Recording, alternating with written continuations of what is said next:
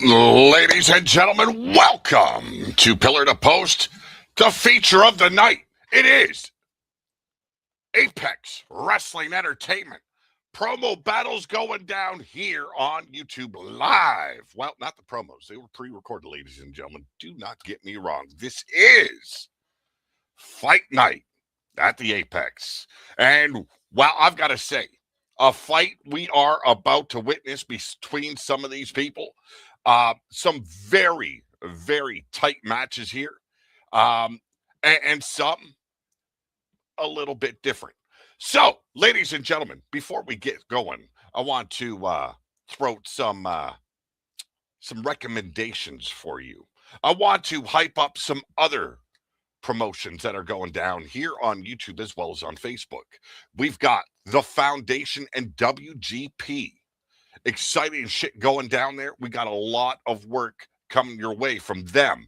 I want to give them a big thank you for allowing me to be a part of their management, I guess you could say.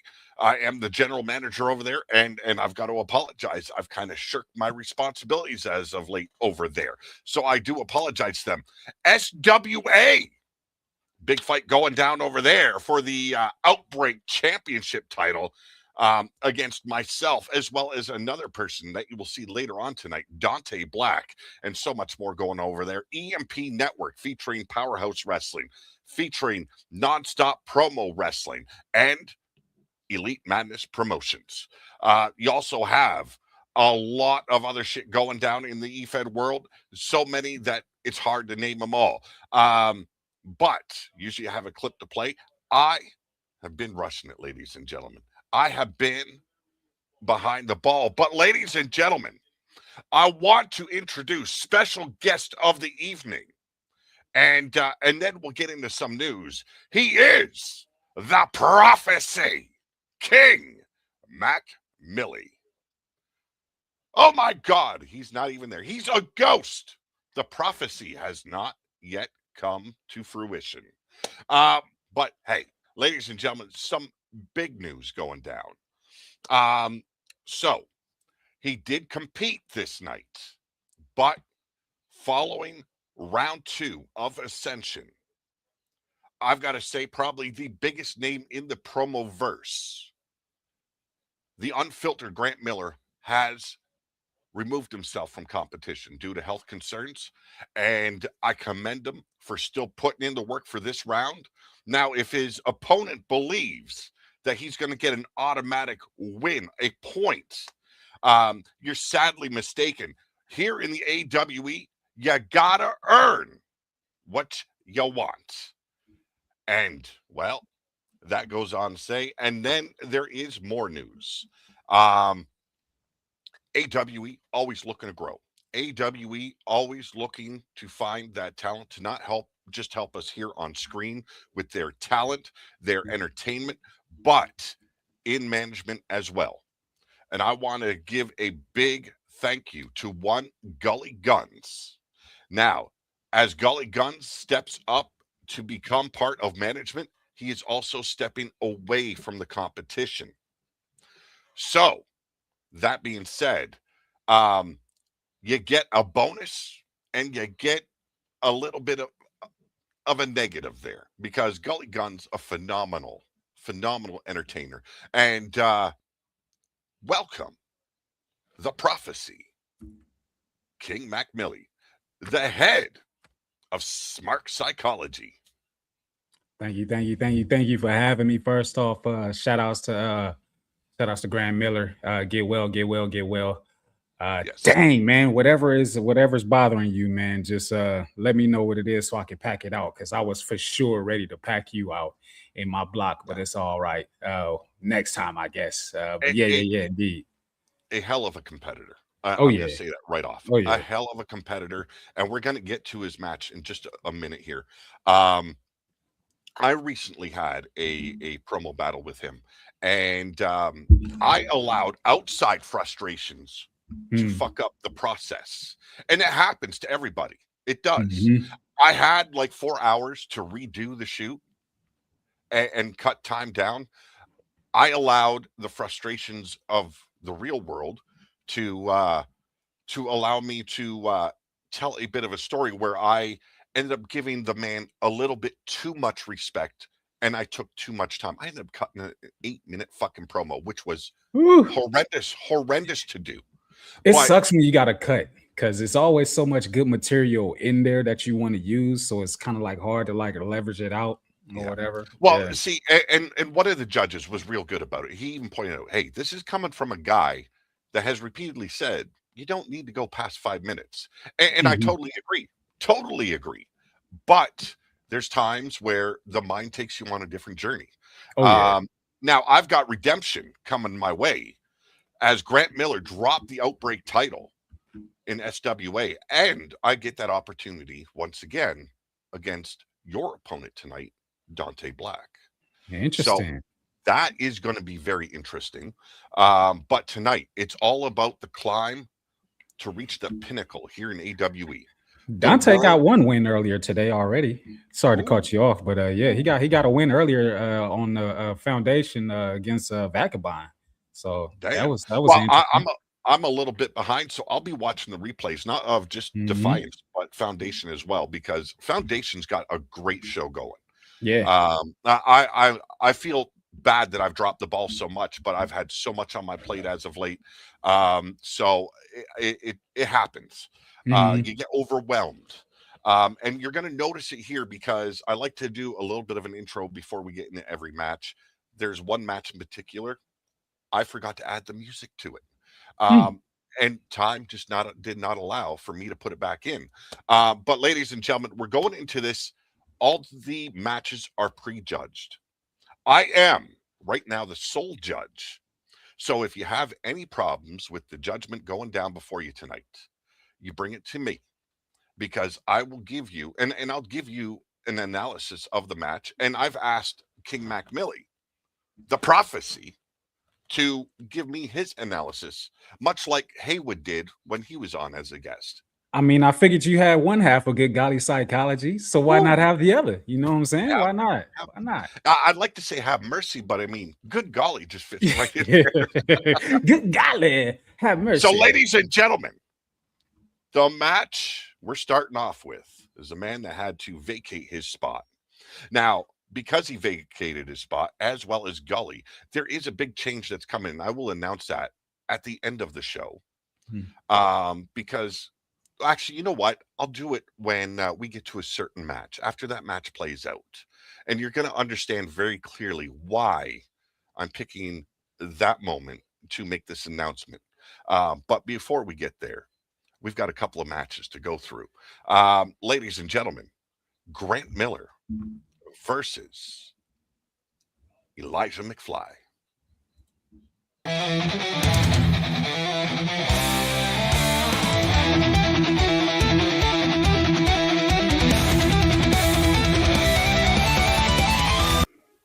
Elijah McFly, I'm in a very difficult position right now because I find this match very hard. Not because of who you are, but because of who you remind me of. I'm going to let you into a story within my life right now because I need you to understand how I see you. I need you to feel how I perceive you, and I can only do it through this story. When I first got into the wrestling business, I started with this one individual. He got in at exactly the same time. Our ambitions were exactly the same. We both wanted legacies in professional wrestling, but something happened between the way. Originally, we started running the roads together, going from venue to venue, going from hall to hall, going to school, 20 people, 40 people, 100 people, barely a nickel and a dime to rub together between us, drinking water, eating bread, because that's all we could afford. And then one day I got my big break, and I went on and I ran with it. I turned myself into this great legacy, the man that you know today. He stayed exactly where he was. A few years later, I get a phone call saying, it's me and you, booked against each other, down in Ohio. And I had a gleaming smile on my face. But before I got to Ohio, I looked in the mirror and I asked myself, why are you so great? What made you the person you are? What kept him so far back? And I didn't understand it until I walked out of that curtain, walked into that ring, and I looked across at him, stared deep into his eyes and realized he was missing the animalisticness you need to be the very best in this game. And do you know what I did to that individual? I put him on my shoulders and I buried his neck deep into the mat and crumpled and crushed his spine. I violated the very being of who he is. He never wrestled again. The difference between me and him, I need this. I fight for this. I have a hunger for this. I have an animalistic rage that pushes me to be better than anybody else. And you, Elijah McFly, you remind me of him. And now I've got to do with you exactly what I did to him. I will remind you and the great people of Apex, I am the animalistic beast, the Sagacious psychology, the megalodon. I'm going to see a rest of the serpent of the psyche, and that serpent is slithering towards you, Viper. Vipers don't stand a hope in hell against a black mamba, but this black mamba's coming and he's going to bite down deep, filling every bit of you with that poison. You will feel the anxiety, you'll feel the depression, you will feel the unfiltered in its rawest form. I want to hurt you, Elijah. I want to remind you why you can't reach the heights that I've reached. I want to show the world that I am the very best and no one comes close, and I've got to crush people like you. A night in Apex that you thought was going to be you, star-studded, walking away with a W against the greatest of all fucking time you both. But instead, you're just going to get hurt and not be able to feel the touch of your family again. And that, Elijah McFly, is the Unfiltered.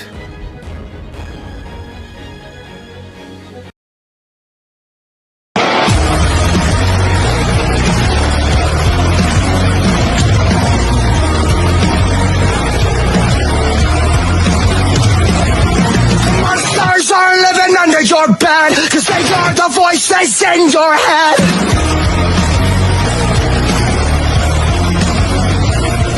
There is no secret. There is no little story to be told when it is the Unfiltered Animal versus Elijah McFly. Because the Unfiltered Animal, Elijah McFly, has faced off before, but has been not in singles competition. The Uncaged Animal, the Black Mamba, versus the Viper, the Sneaky Snake, the Jester, Elijah McFly. this match will not be something that Elijah McFly will take so likely. Now for the Unfiltered Animal, he is going to claim that he is going to devour me. Little by little, second by second, but that's not going to get you far enough against me. I may be sounding so calm and collective. Doesn't that sound familiar to you? The Unfiltered Animal, a man who has no filter, a man who has no care on who he is facing. But after tonight, it will not be the Unfiltered Animal that is going to advance. It's not going to be the Unfiltered Animal that ranks up them points and claims another spot. It's going to be Elijah McFly going into this match and then going to tell you that in order to defeat me, you're going to have to end the existence of Elijah McFly.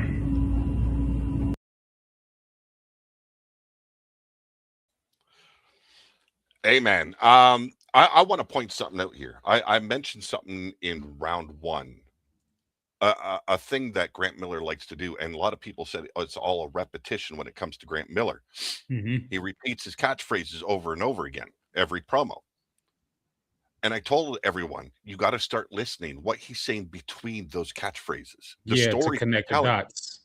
Well, he went and flipped that, and he's telling the story before he goes into the catchphrases. Excellently done. The guy understands when people start really watching him, it's time to change things up a little bit. Yeah. And the stories he's been telling, and I go firsthand, the story he told with me in his promo when we battled, phenomenal work by the man. Like, there is a reason why this guy is considered the Ghost. And I mean, no, that's not mispronunciation. Yeah. People complain so much. And I want to talk about another aspect of his approach as a professional wrestler and everything. In this game, I like to remind people we exist because of professional wrestling. And when you have folks out there that use professional wrestling talk and moves and such like that in their promos, and I know that's a word that's frowned upon too in this game, and I don't understand why, because that's what we're doing. It's cutting promos. But it's nothing wrong with that in my eyes. You know what I'm saying? Especially if you have a problem with it and you know that he does it, find a way to move around it and beat the man. Like, don't complain about what he does and all that. Like, everybody has their own style when it comes to this game. So, you know, just figure out what your style is, because he's got his together to a T. Oh yeah, yeah. And a lot of people will say using catchphrases repeatedly, it's just, you know, repetition. No, you watch any wrestling, when they find the catchphrases that work, they utilize those to their advantage. Now, I'm going to give my analysis of both these men. I think the overall quality of the promo was good, could have been better. This is Grant Miller. If it had not been sent through Messenger. Now, I've never pushed this because a lot of these promotions, they already like their promo sent to them a certain way. E-transfer, Dropbox. The quality does not get diminished. Messenger has a way of compressing those files, and when I bring it in to put it all together, they're like microscopic to what pixelated and everything. Yeah. So you notice that in that match, and you noticed it from McFly as well. So everyone that used this, I'm gonna ask you from here on out, use e-transfer, Dropbox, send me the link. I'll go and download it. It's gonna make it better.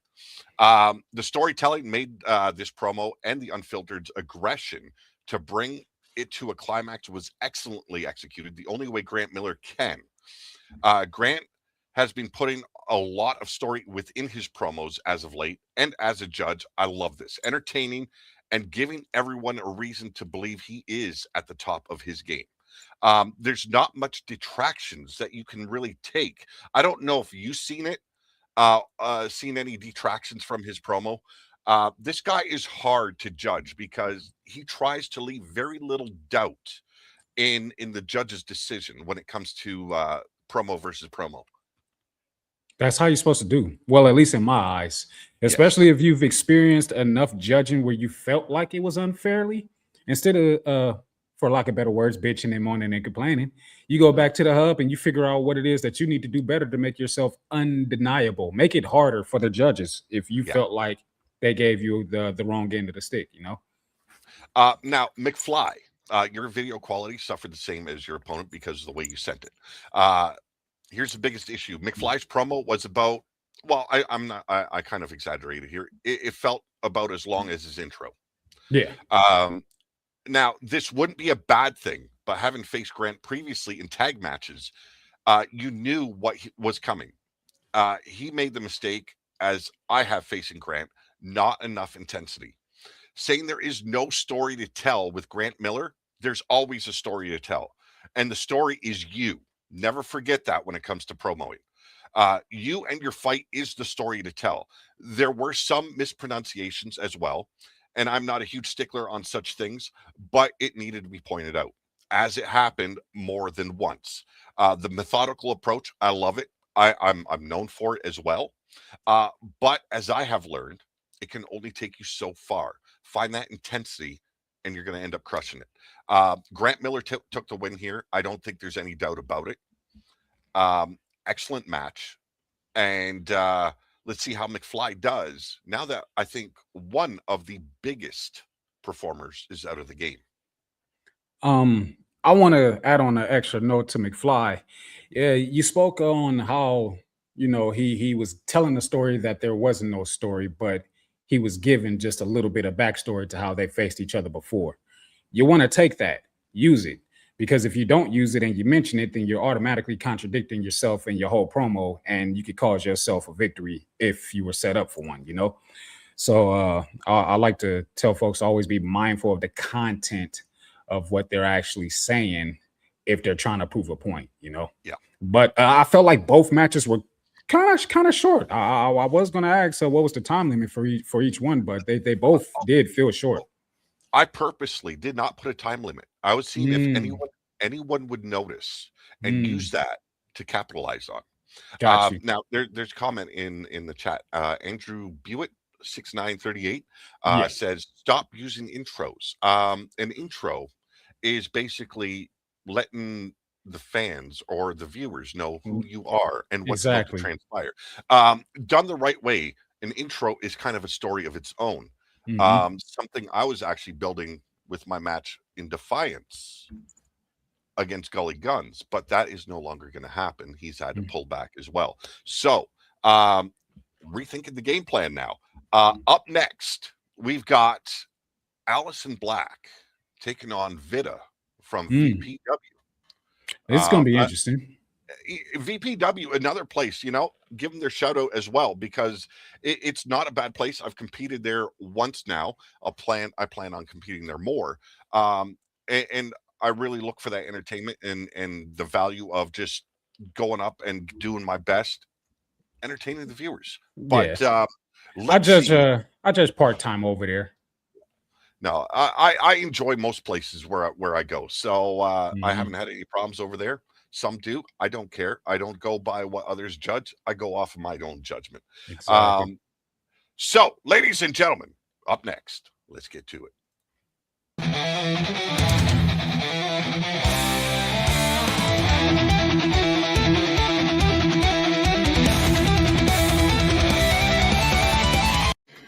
Every time I look at myself in the mirror, when I put on my face paint and I go out there in front of those lights and in front of those curtains, I remember this is what I wanted my career to be.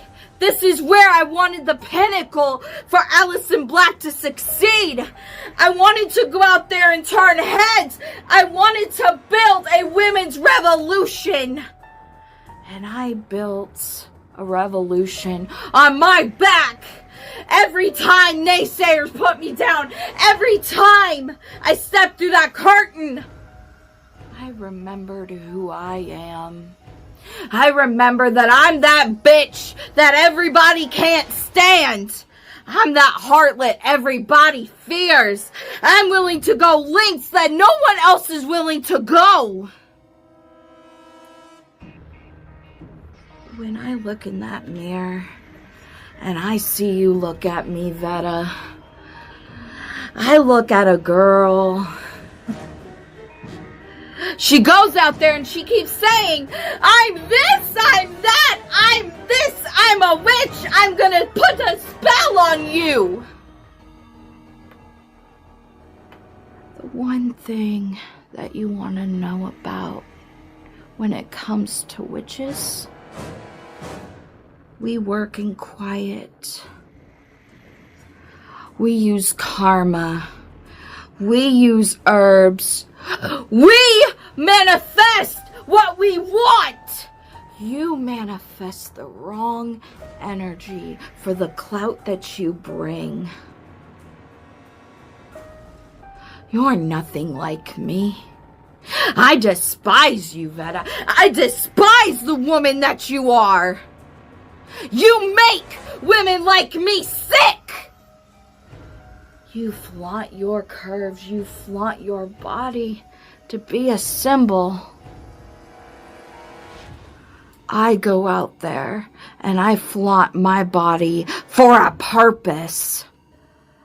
I make heads turn by the words that I say and the crazy actions that I do.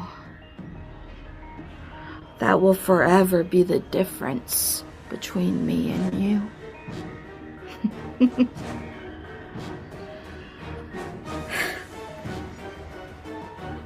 May the odds ever be in your favor.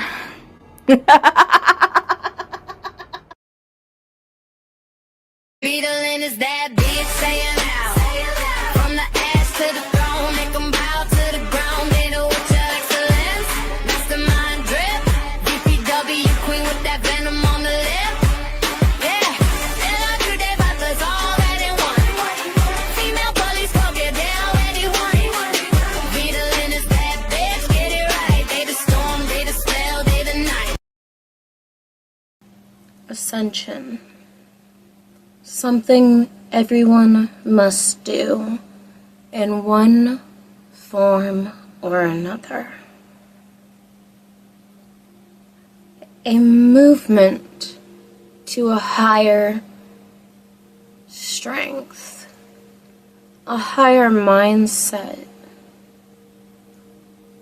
And I am at a slight disadvantage coming in Block 2. I only say slight because of who's across from me. All I've heard through the career is that we are a lot alike. Allison, I'm going to make you understand. You think you know the dark and mysterious. You think you know how to harness anger. You think that you have what it takes to go toe-to-toe with me. I'll give you the fact that you are definitely something. Whether it's something to be proud of kicking its ass, or something to make an example of. Allison, just 'cause you share a last name with my dear Dante, don't mean I'm going to take it easy. 'Cause just 'cause you may have that same name don't mean you're shit standing across from me. Allison, all I've heard from everyone is how much you've wanted this. How much you've wanted to be that one to try and take a win over me. To prove who the better witch is. There's a difference between someone who puts on a face and calls themselves a witch and someone who actually is. I'm not just a witch, Allison. I am the deepest, nightmaric, sleep paralysis demon. And I will haunt each and every one of your sweetest dreams until all you can do is run and scream. You're nothing but a stone in my way, and I'm going to make an avalanche fall.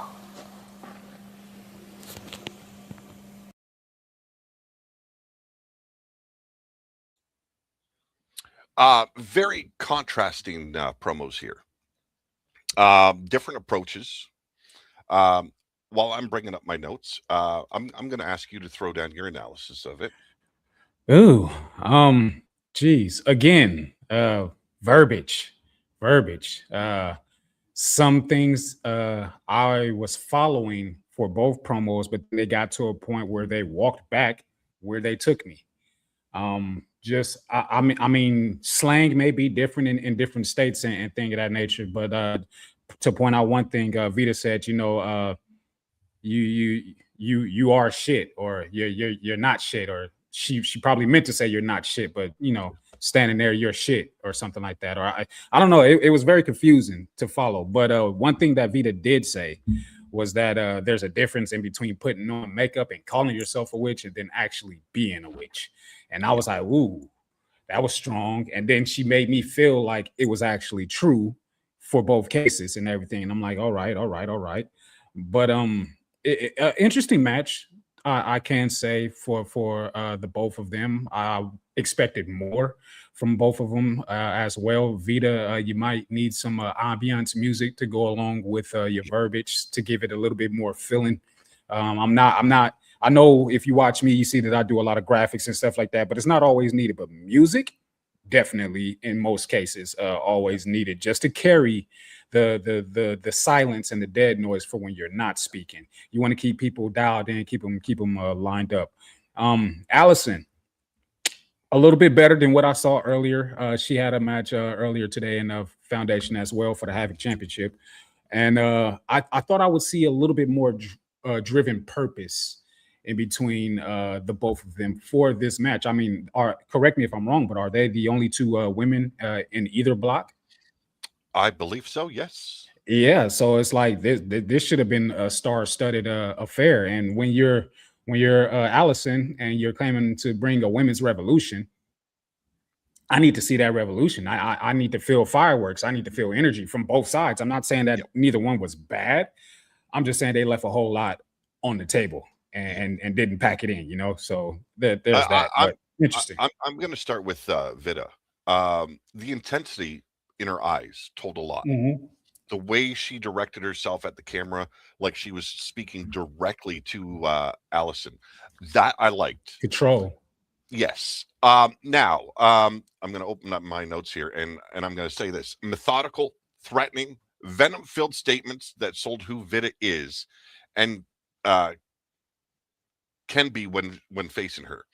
Her letting Allison know that there is only one witch here in Apex was a nice touch. The eye contact, as if every word was directed straight at her opponent, was spot on.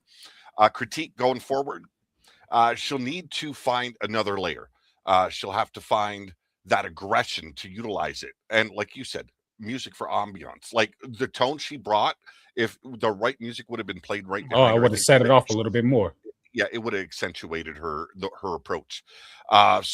Switching gears also halfway through would have been nice. And I'm going off of critique that was given to me recently because I take the same very much approach. It's very Melodic, methodical. straight tone, Yeah. like all the way through. So halfway through, if she would have switched gears and shown that aggression, I think that would have really amplified things. And I'll finish up here. It even says build up that aggression to amplify the promo. Love the methodical approach, but there needs to be a little extra. Mhm. And I'm going to say that because of both their approaches, this was a very close battle. You spoke off, Allison Black. You spoke off starting about creating this women's revolution. You started a women's revolution, and here I clearly put sorry, but no, you haven't. And that's just what I know of the promoverse. You haven't started shit. And you should have brought more to this fight. Definitely listened when I asked you to pay more attention to the camera. Smart, and I'm happy that you chose to listen. Video quality is the same as the last promos that we've all seen. You all run promotions and know that what lowers the quality, and I'll check your asses for it every time. Here's the biggest pet peeve. You are a dark character, but you're not playing up to it like you once did. You wear the paint, but there doesn't feel like there's a reason for it anymore. Maybe a character shift needs to happen. Pointing out the animosity between you and Vita was very nicely done. It lets me know that there's history. It lets me know that I have to watch to see how it unravels. Story and entertainment is key for me, and I tell that to everyone. Nicely done, but a little work to tighten up who Allison Black truly is, as I am hearing a lot of Mad T influence. And I'm probably going to get in shit for saying that. I mean, but But- you shouldn't, to be honest, because it's a true fact. And I'll just speak outside of the Mad T factor. Just Allison has been given different vibes than what I feel like her character should be.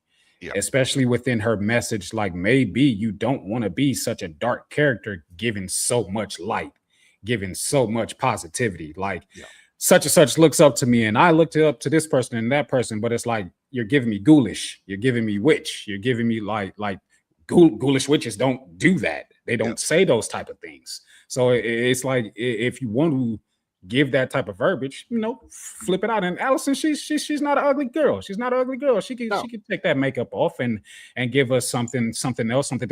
That's what I would like to see, is something different, because it seems like every woman that I come across in this game has the same, I'm either a witch or I'm a bitch or something along those lines. I'm something dark. Be positive. Give me, I don't know. I don't know what it is that works for you. Maybe they feel like what they're doing works for them, but another gear definitely to keep the audience pulled into whatever it is that you're saying and giving. Like, you don't want anybody to get up and walk away from the screen or not really pay attention to the content of your message. So that's all I got, though. Yeah. And I agree with you, and I'm hoping this critique is listened to and applied, because that's what I look forward to when I get critique. It allows me to base my next moves on the critiques given to better myself, and that's all critique is. It's to better yourself. It's how you apply it, or if you choose to apply it. But when it comes down to a winner, this one was hard for me, ladies and gentlemen, because I seen so much more out of this than what we were given. And it came to minuscule details as well as verbiage, the intensity I've seen. Both women, I think, did an okay job, but I mean, this was slight and a margin of a win, and I'm going to give that to Vita Lynn. Some might not agree with that. Was it long? Yes. I think she could have cut it down a little bit more. Could there have been some ambiance music in the background? Yes. But she told yes, it was a longer story, but I think she hit some truths there that just put her just slightly over on Allison. I don't know if you feel the same way. I've been judging round 1, round 2 on my own. But if you feel like there needs to be another vote, let me know. I like honesty, man. Gotcha. I mean, well, you pretty much hit the nail on the head for me. Like, if I'm able to immediately after your promo give you one of your lines or two of your lines, that mean it stuck out. That mean they hit home the way that they were supposed to. And sometimes doing this live judging like this is just like, oh, well, what do I talk about? Okay, I'll just talk about the aesthetics because nothing really hit me, you know. So it's important because you don't know if people are going to be watching live, if they're going to watch it back, or what the case may be, or whoever's actually watching, you know. So you want to always make sure that you put your best foot forward in every single match, and I'm pretty sure that they feel like that they did put their best foot forward. But I want to encourage everybody to dig a little deeper because there's always more. There's always more. Now, our next match on the card. Brothers in arms, brothers in life, and pit against each other. And everybody in the Promoverse know these guys. They run like a pack. And I'm talking about the EMP guys. This is Blunt Row versus Mad T, the self-proclaimed god of the Promoverse. Now, since he's been like kind of backpedaling on that because he's taken some serious hits lately. Oh, people are coming after him for that, and it's been happening nonstop. It's been Matt T had a tag match in the Foundation earlier today, and Kevin Wolf surely came for him, and I'm like, whoa, you let Kevin come for you? That's crazy. That's crazy. Well, let's see how this plays out. And let's see how the brothers do facing one another. This is going to be good. This is going to be real good. Yeah.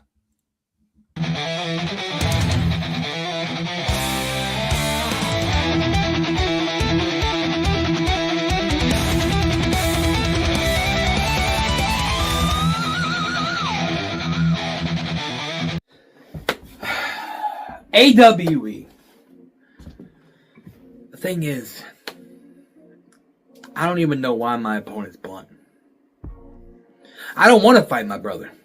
I don't want to come out here and go face to face with you, Blunt. It's not because I'm scared of you. It's not because I think that you're better than me. It's not because I don't think I'm better than you. It's because I don't want to have hate in my heart. And I don't want to come out here and talk shit to someone that I see every day. In video calls, in chats, I talk to on a personal level. Yeah, me and you, we might not get along sometimes. We might have different opinions on shit. But you're still my brother. So why should I come out here for all these fans to sit here and to chant, we want blood. We want some fucking just tear apart issues. The thing is, Blunt, I know why this match was set up. I know why this block is the way it is. Because at the end of the day, this is Mad T's nightmare. Look at the people that I have to face in this block. Eventually it's going to be me versus Allison. Me versus Dante. Hell, me versus Veta. The list goes on. And that's the thing. And I know why Pete did it. Because he wants to see Mad T evolve. He wants Mad T to be tortured. He wants Mad T to give him something different. The thing is, I can't give you something different because this is who I am. Blunt, you know that. The thing is, do I think I'm better than you, Blunt? No. I really don't think I'm better than you. I think me and you are about the same, Blunt. But the thing is, I go out there and take more risk because I show my face more than you do. The difference between me and you is I've won physical titles. And deep down inside, you and I both know that that eats you up. Because you always thought that you were better than me. But I got physical titles first. 2 of them. To your 0. But this year's going to be your year. And that, hey, I salute you for. Last year was supposed to be your year, but, you know, year before that, the difference between me and you again is I went out there and did what I said I was going to do. You always sit there and say you're going to do this, but then never do it. You repped hard for HSP. Look what happened there. You ripped hard the foundation. Look what's going on there. And now you're doing AWE because you want a title. You're going to take this serious, right? You'll come out here and tell you that God told you to follow this path. You know what? I hope you do. And I hope you win this match. Because you want something to hold over my head. Because it's that tiebreaker. So I want you to hold this over my head. I want you to come out here and show these people that same blunt roll that you always show. Because I can only show you Mad T. But let me see something different, Blunt. Because there's different versions of Mad T. You're just Blunt Row. And I don't know if that's the sad part. Or the sad part is that you got hate in your heart for me. That I ain't got for you. But I love you, brother. And I love just a piece of me.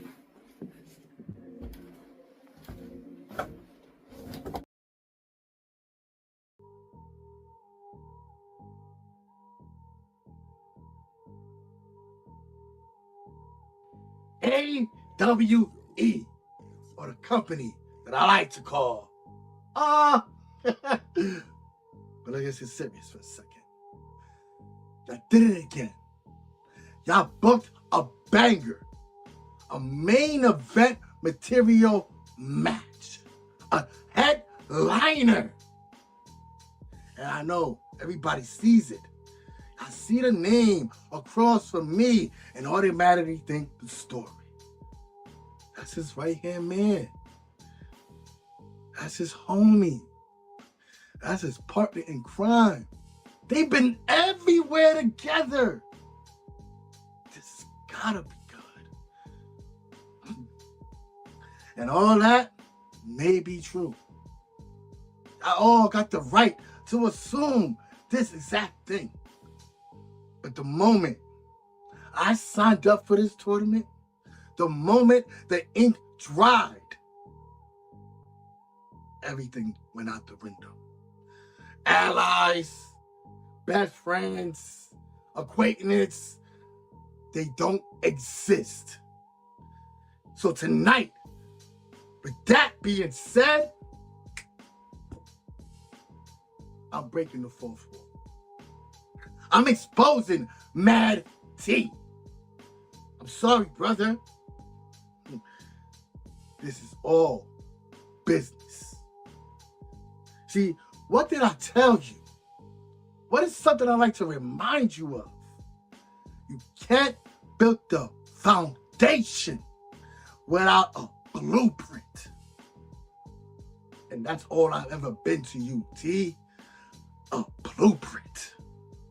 A way to get up in this game, to get your name out there. And I did that all for you. I hinted it out. I showed you the way. Don't believe me? Let me spec with facts. This guy right here. Your most favorite alter ego. Everybody loves this guy. Right back down to the T-bags. Where you got that idea from? Who put you on to that? I'll tell you. This guy. Ricky Ricardo. I see the picture. TMZ reporter. I see the logo. See, I know how long this has been out. TT, I've been your blueprint. Let me tell something else. I can't really show it because I don't really want to do the legwork for this guy. T. Kniff. Yeah, we get the idea for the guy, you know, Ken Kniff, Eminem, everybody knows you're a fan. But how the idea came about? What urged you to want to put on the mask?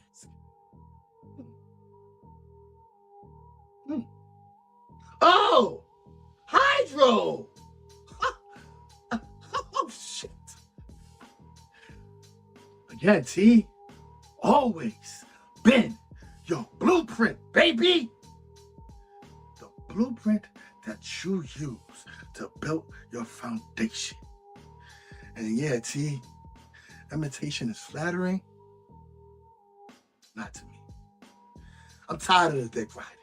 I'm tired of being in people's shadows like you. And it's time for me to step up and shine like I've always should have been. So with that being said, let me tell you something, T. The only reason why you love a piece of you is because the rest of us do the plate away.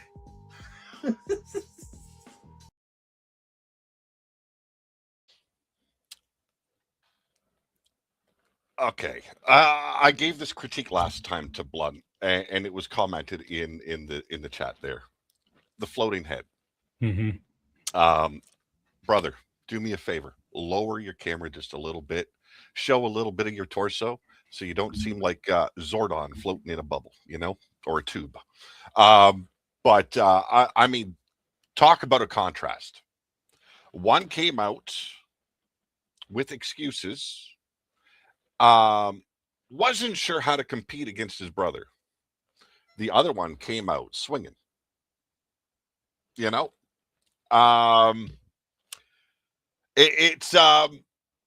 I expected a lot more from Mad T, and this is where the announcement I spoke of earlier comes into play.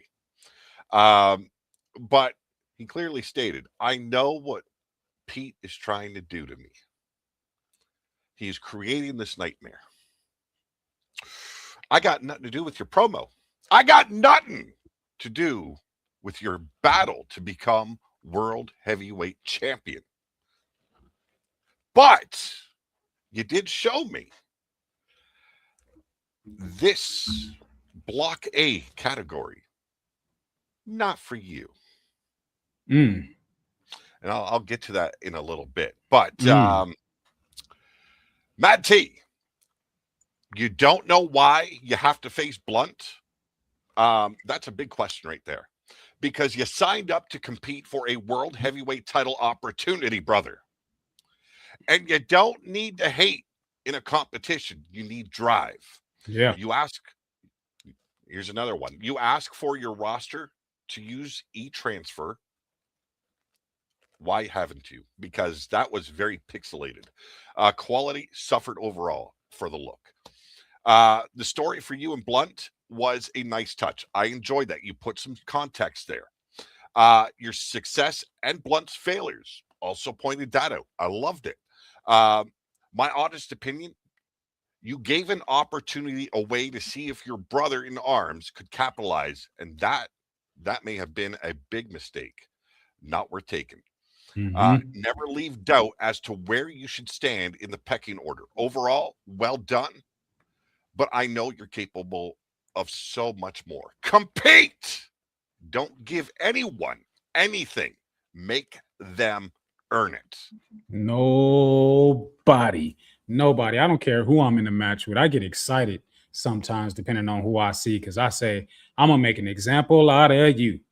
Yep. I've told people, and I hope they believe me, I don't even have to say your name in a promo or anything about you to beat you, because that's how creative I am in my mind and the story that I could tell and pull. But I don't know, like Mad T, man, like Jesus Christ, you said it perfectly, so I ain't really got much more to add on to that. Like, don't leave no openings, even if it is your brother and you don't want to fight your brother. Right now, me and Fuse are blood related, and we are going at each other's neck, or at least he's coming at mine very heavily, and we gonna figure it out when we figure it out. But your brother is somebody that you really want to get in there with.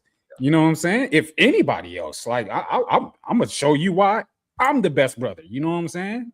Regardless of what the people are saying or what you think the people are saying and hearing, but Blunt, he came out and he had a more solid story, in my opinion, especially speaking about the Blueprint Championship that Mad T had, and then flipping that and turning it into I am your blueprint. You know what I'm saying? And it was crazy. I mean, the hitting the wall and the wall change. I'm breaking the fourth wall. Like he had more things that hit for me, you know, and it was crazy. It was crazy. Like, geez. I'm gonna throw my analysis down. The only man to send me his promo so the quality remained. Thank you, Blunt. That was the top critique right there. The man came back around and knew his mission to bring a W home and finally walk alone during this promo. Hard hitting, fact based, story driven. The visuals to accentuate the story were a nice touch. The punching the wall to bring in a new background, well done. Competitive. And a drive to win was refreshing from Blunt. Major critique, brother, lower your camera just a little so you're more than just a floating head. Love the testosterone in the air.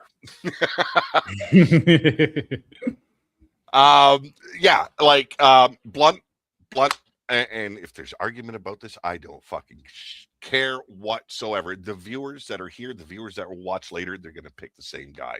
Blunt took this match. No questions about it. He knew what the purpose was. And I'm telling you, I've spoken with this guy on privately, and he knows what he wants. He wants that world title. Oh, yeah. And I can't blame him. So, you know, he knew the agenda. It is every man, woman for themselves. It is time to separate myself and stand alone. And I think he stood alone right there. And I'll throw this out there for extra measure. I mean, because I talk to multiple people daily in the promo verse or whatever, whether they hit them up, whether they hit me up or I do it vice versa.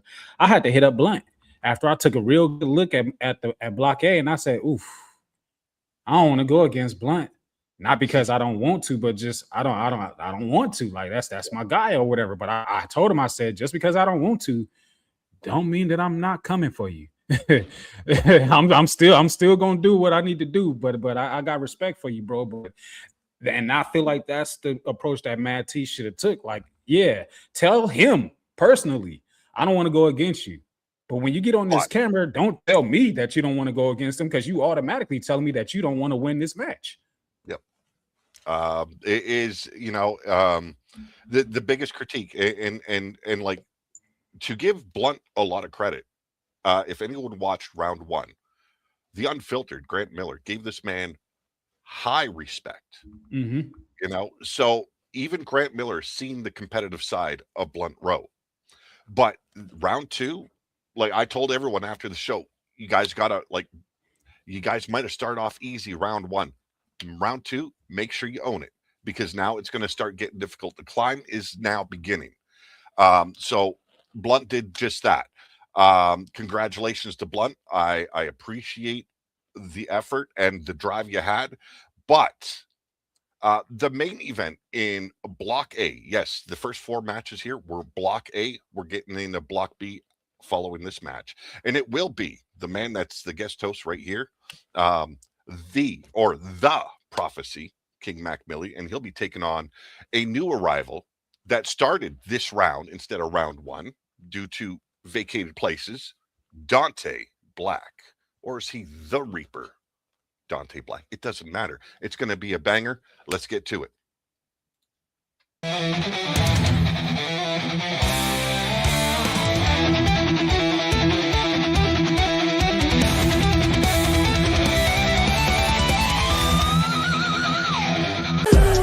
Promo verses feel like curses, every bar black wreath. Say my name inside a mirror, feel me breathing on your teeth. Turn your heroes into halos, turn your idols into ink. If you're standing in my presence, you're already on the brink. Prodigy to prophecy, I became what I survived. Took the sight from all my failures, now I swing it with a smile. Nobody gets out alive in Dante's reality. Reaper in a tailor suit, walking through your tragedy. Shadows scream my name out loud, echo through your fragile dreams. Nobody gets out alive when you step inside my city. See, ladies and gentlemen of AWE, this is what I find quite funny. My opponent, just because he got a victory in the first round and because he has points on the board with me sitting with a big goose egg because I took someone's spot who couldn't do their job, is already thinking in his head he has this already done. It's this game, set, match. He has already everything planned in his mind that is going to go out his way. You want to know why that is? Because he likes to call himself the Prophecy. A king Mac Millie, who wears a false crown on a throne he doesn't deserve to sit on. Let's go back to what you like to call yourself, the moniker you love to use. The Prophecy. A leader to take us to a spoken place that you only have the directions to.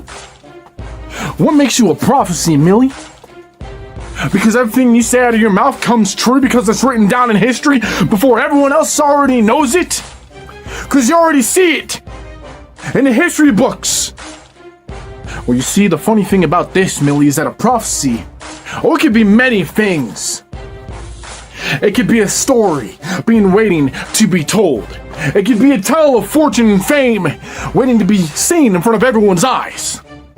But prophecies don't always come true. No, that leaves into the designs of the ones who hold that prophecy. And you see, you may have your prophecy, Millie, but last I checked, you don't control mine. You don't control the outcome that happens with myself and my career. Just because you think your level's above me, right? That you are so beyond anything that I could reach. That you've reached a potential that is just out of my league. This is where I shut that down right here and now. And you want to know something why, Mac Millie? I could give a damn about what the prophecy you have to share around this entire game, around this entire industry. That you see this future in the stars that only you can reach, that only you can fathom to lead us to. That we're nothing but your puppets on strings as you command us, as we follow you with every step that you take. Because you're the leader, right? You're the king. Hell, you're the god. Aren't you, Mac Millie? Last I checked, you're just like I am. You're on an equal playing field just like I am, so take that out of your head. That just because you have points on the board, this is already game, set, match. That I'm playing your chess game and you've been moving the pawn pieces with every word I speak. Well, last I checked, you've been the one who's been wanting to face me. You've been the one who wanted to take a shot at my PDA championship, and when you didn't get that shot, you didn't stick around, Millie. So you come here to AWE and this Ascension tournament looking to ascend to a higher power, to level yourself up. But I'm the one that stands in front of your path. I'm the one that makes it so you descend to the bottom of the barrel. To make it so you leave this round with 0 points and I get those points across my name. Because your prophecy, it's not coming true, at least not in front of me. I'm not going to be your victim, be your example to do what you wish upon. No, that's not how this works out. You see, I take my own destiny in my own hands. I take my path with my steps that I make. I build my own blueprints and topple over the foundation that everyone thought they led me to be. I created my own kingdom, and I rule it, not with an iron claw of fury and intensity and determination that tells everyone that they're weaker beyond me, no, but with open arms to help bring others to where they want to go. So when you sit here and listen to these words, Mac Millie, and you ask for this challenge, you wanted me to bring something that you wouldn't expect, well, this is it. Because I know in the back of your mind, everything I've said is anything that you thought was going to happen. So you can sit there, you can jot down these notes, sit at the learning table. Because in the end, when it comes to the Reaper Dante Black, Millie, you should already know this because you've seen it countlessly throughout your career. You never get out alive.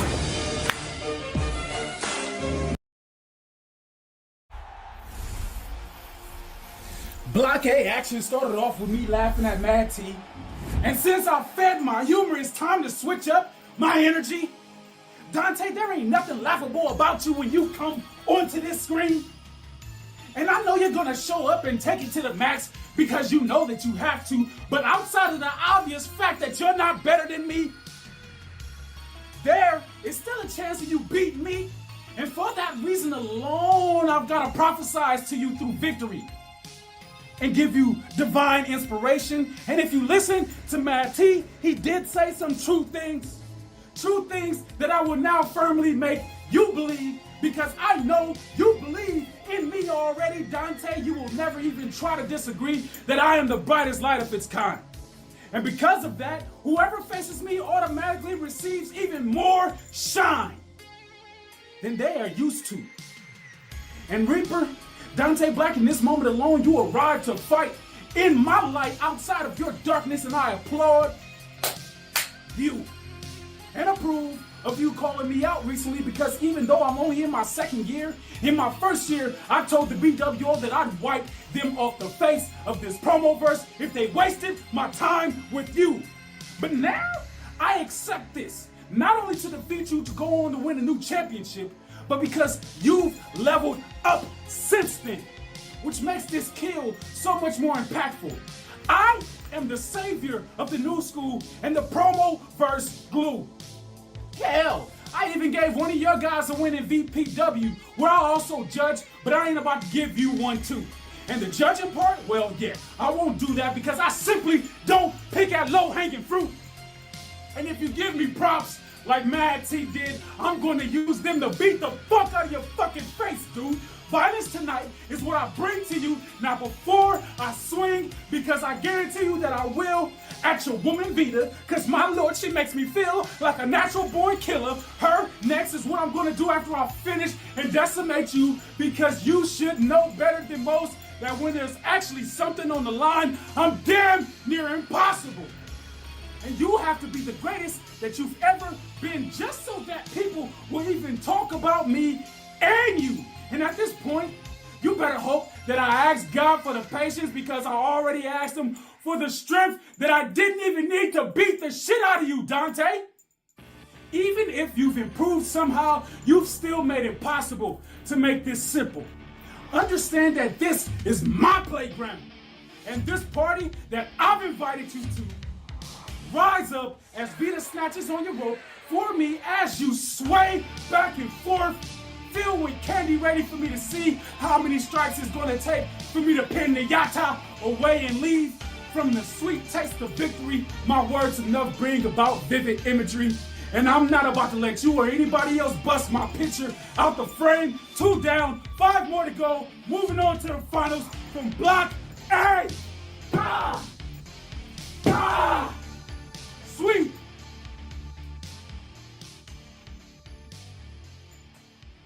Taste of victory.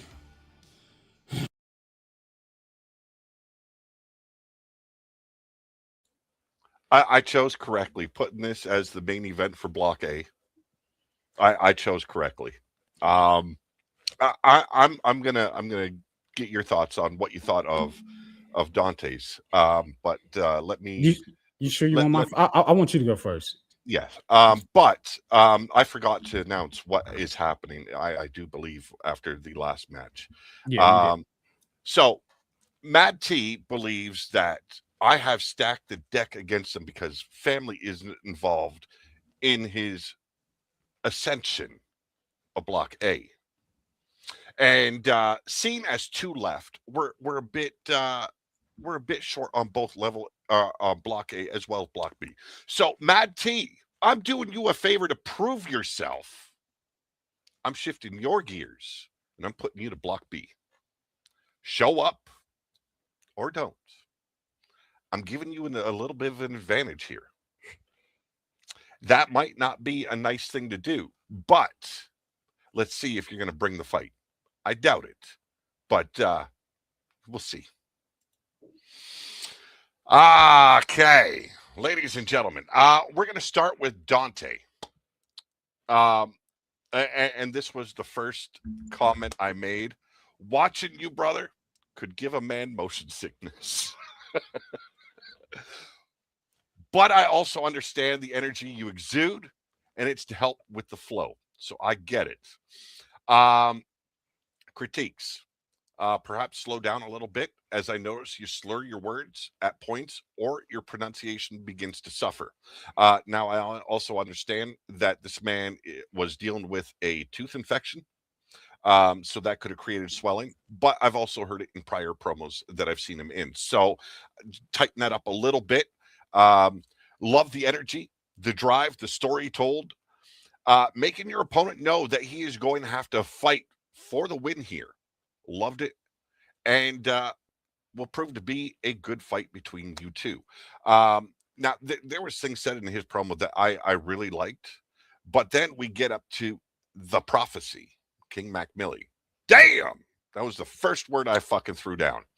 The prophecy bringing the fight to match the energy of his opponent. The bar spat, the story being told. These two must meet again in the future. And I'm saying right now, the piñata, the bat, in the end, it all came together with the visuals used. Nice touch.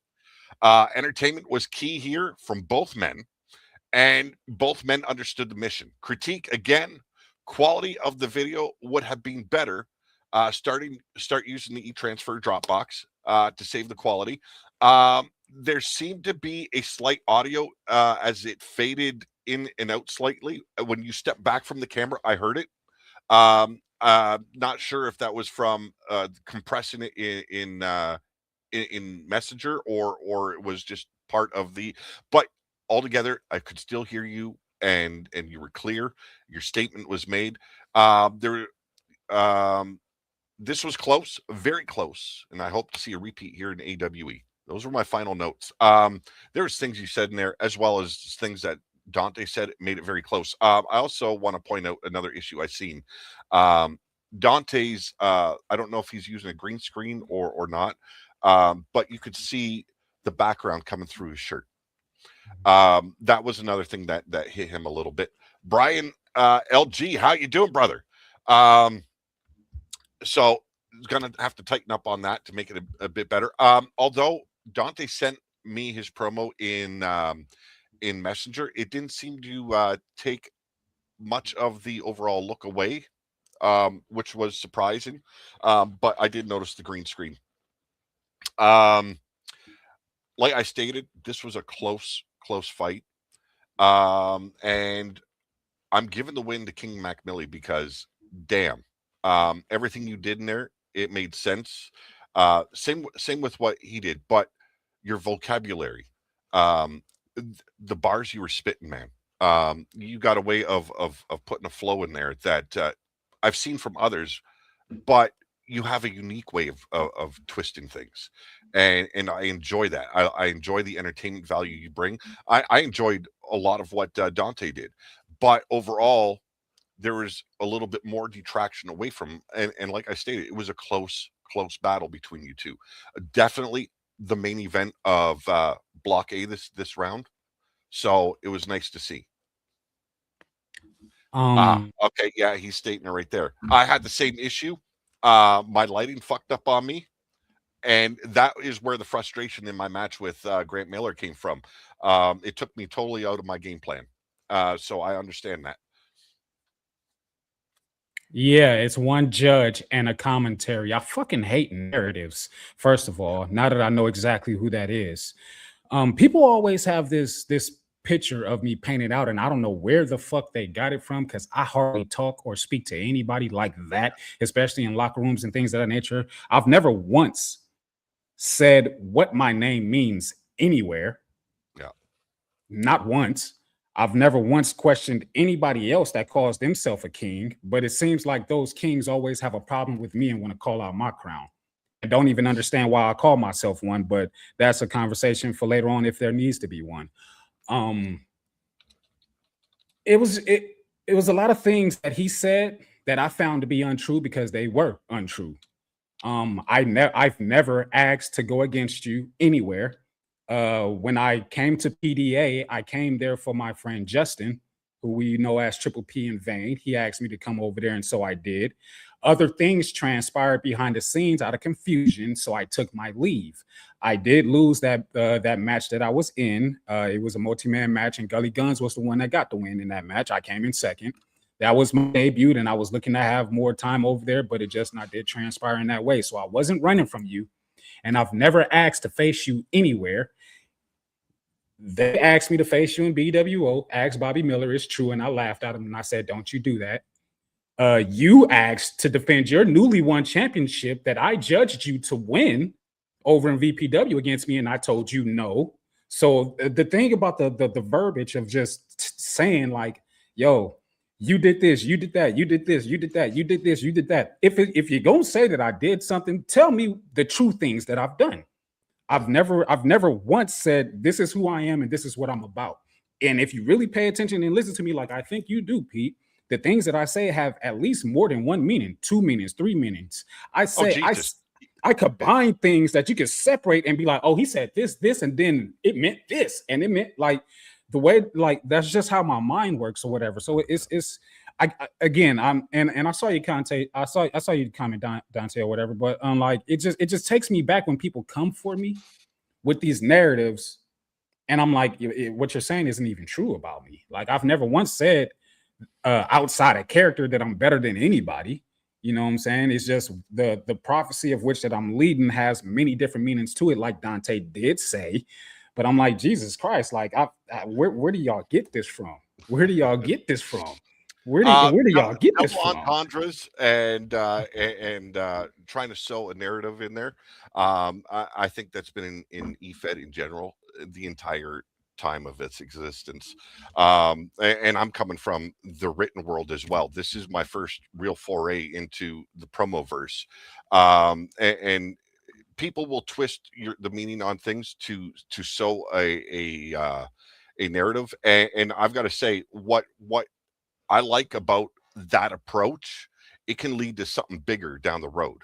And with a world title on the line here in Ascension, it could very well be where we see King Mac Millie with the world title, and it is like later on down the road, Dante Black is a challenger.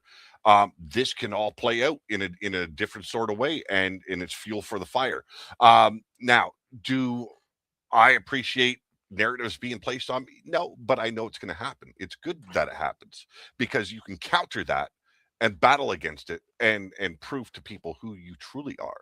You know, so well, I just want to tell Triple M that there's nothing fake about my crown. I was born a king, and if you knew me personally, you would understand that, but you don't. So keep talking from where you at.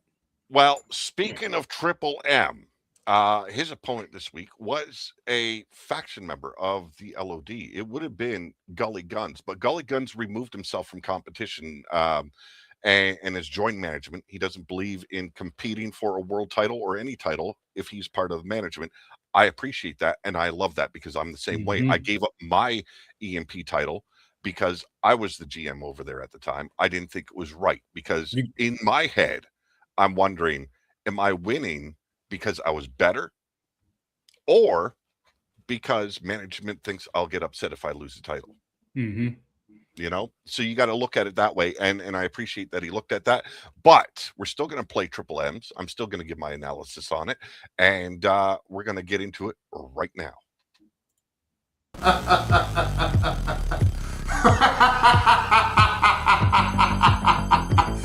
Gully Guns, the sheriff of the Legion of Doom, had to come to the suicide force on the north side of Mount Fuji, the 14 square miles that you call home. No matter where you roam and lay your head, do realize I am the proprietor of that suicide force in which you reside as a member of the Legion of Doom. So who are you fooling, Gully? Let's face it, you didn't enter by yourself. You were invited as one of the top competitors in this industry, a man to be reckoned with, and now as a member of the Legion of Doom, as the sheriff of the Legion of Doom. The forest that you roam for me. Did you think you roamed by yourself? Do you think you don't have anyone by your side? Do you not know where you belong? Well, here in this Ascension tournament, to crown a new world champion in the Apex. Now, you have to face the most prolific champion this industry has ever seen. I will put you through the ringer, dear brother. Everything that you fear will be brought to the forefront. Forced for you to face on your own, to see if you can handle and overcome the adversity that's given to you. And I know that steel sharpens steel, and you are fully capable of doing everything that you claim to do and be, but so am I, dear brother. And I hope to see you shortly so you can be dragged back to the Suicide Forest.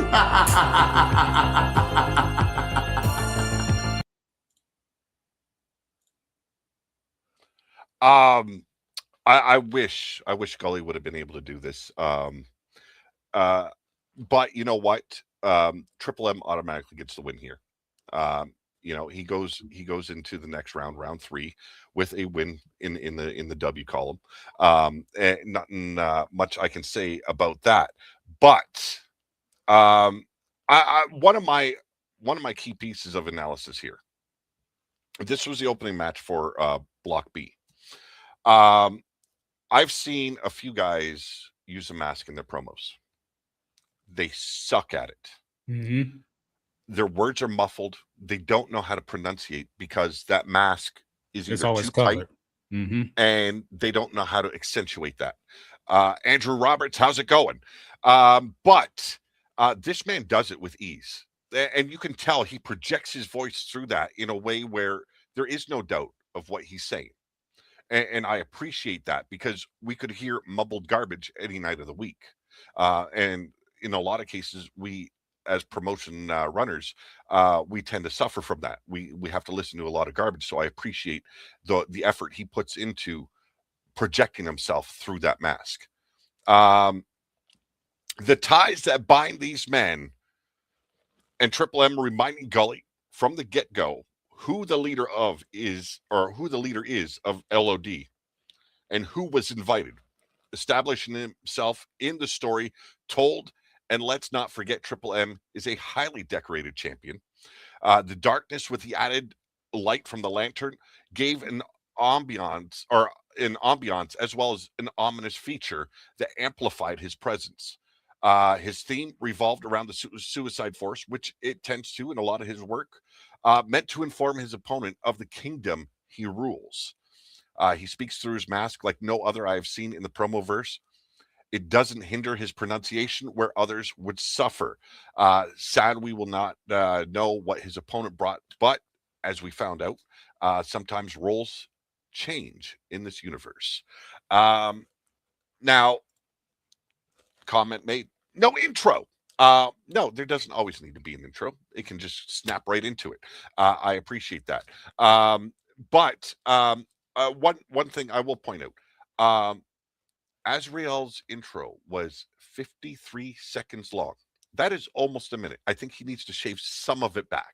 Yeah. I get it. There's a story being told in the music that's playing for him. Shorten it. Sweet spot is like 30, 35. Yeah. Somewhere But around there. there is usually an intro for Triple M's promos. There usually is. I've seen it countless times. So it's going to be interesting. I think he's going to have to find a different approach for his next opponent because not everybody resides in the Suicide Forest. But the threat is always there to be dragged within. So moving forward. Just real quick, Triple M uses the aesthetics of his atmosphere very well to help carry his voice through that mask. And then also he does give a strong enough verbiage to make sure that that is heard the way that it needs to be heard, plus the energy that he brings about to it and everything. Yeah. His energy is always there. Like that is one thing. It doesn't matter if it's like in round 1, he filled in like last minute. He had like 2-3 days to cut his promo. That energy was there, you know, and it was no different than tonight's promo. And that's why I said, you know, it was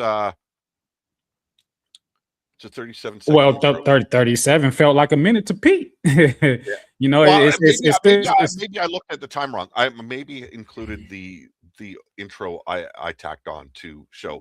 Now, usually there's a voiceover in that intro. but time isn't always on a man's side, and time is something I lost this week. So I apologize. Maybe it was 37 seconds. So I do apologize. So Triple M moves on to round 3 with a W. So that's going to be interesting because I see him as one of the guys to beat as well. You know, like I looked at guys like Gully Guns, Grant Miller, but there are guys that can take that role. You know, the Prophecy, Triple M, and there's more in this tournament. Dante Black, another one. People are going to be very careful because there's still time to rack up them points before we get to the finals, and it'll be the final. The top guy in block A, the top guy in block B facing each other to become the world champion. So it's going to be very fucking interesting when we get down to it.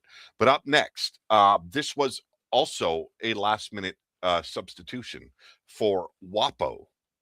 And there is a storied past. And the only thing I ask these guys to do not make it personal. Do not make it about your personal beef, because personal we don't do here. The story, the entertainment is what we want. I don't know who it is. There is a lot of history here in the promos themselves, and I'm going to tell both these men I appreciate that you guys stayed within what I am searching for. So, ladies and gentlemen, up next, Deviant. Last minute substitution. Taking on WAPO.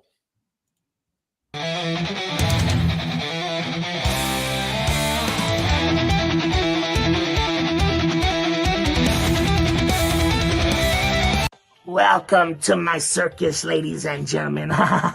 You are all my monkeys. And I'll tell you, WAPO, I am gonna beat you because I've done it before. I am the best clown there. Shut your mouth. You know what's funny? Let me tell you what's funny. You're gonna come out here and try to prove that you're better than me. You're gonna come out here and mention the EWN World Cup. You're gonna mention how you beat me. But you forget to mention that I am the 2025 World Cup champ, right? Forget to mention that. Forget to mention that I beat you everywhere we went, no matter what character you brought out here. And the reason why my dumbass was against you and was very, very light compared to what I should have done. People said I took it easy on you, and you're right, I did. But you know what? That's my damn fault. That's my fault for coming out here and thinking and taking you like a fucking chump. I mean, you are a chump, but even a chump gets lucky. And you got lucky that day, and we all know it. Whether you could take that W and be happy about it, we all know that you are slime. Hell, you come out here and talk about how you're the best clown to ever do this? Man, look at the clowns before you. I mean, we all know that you're copying Hydro. I mean, we all know that you're trying to take a little bit of Danny Darko, and Danny Darko is one of the best clowns to do this. But you come out here, and you even was mentored by this guy, but yet you still are garbage. I don't understand how he can attach his name to you. I can't understand why people could ever attach their name to you. I mean, even the Legion of Doom took you in, and I thought that they had the best to come out, but no, obviously they take anybody. And that's no shot against you, Trips. I know the people they take in is a tax write-off. I understand that. Especially this one, this special little guy. He's very, very special, ain't he? Because the fact of the matter is he thinks that he's good. He actually sits here and thinks that people love what he does. I mean, yeah, you're better than what you used to be, but that's not much, that's not much to say. Because you are still basura. You are still hot garbage. You will always be garbage. And there's no doubt about it. So I'm going to sit here and I'm going to tell you that you are nothing. You will always be nothing. I mean, look at me. I am the owner of a very, very successful promotion while you're still begging people for a match. You come out here and you beg and beg and beg, but nobody, and I mean nobody, wants you. I just think that you should take this rope that I'm giving you and hang yourself. Because you deserve every abusive relationship in the EFED world that you had. You are trash.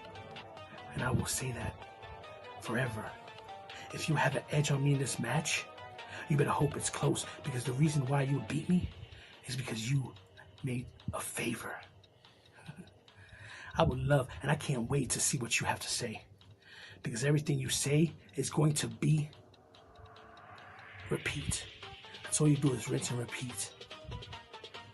So go fuck yourself.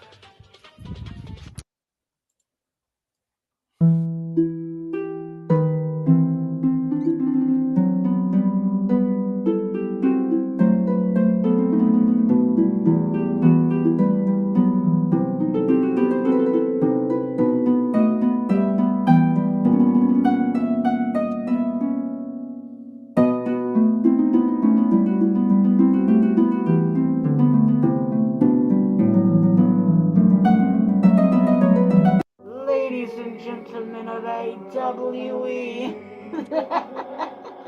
welcome to the big top. I'm here now, boys, making me the biggest threat in this tournament. I may have started in round 2 and be such at a deficit, it's okay. I will climb up the ranks like no one else can. And my unfortunate victim is a man I beat in the World Cup. El Guapo.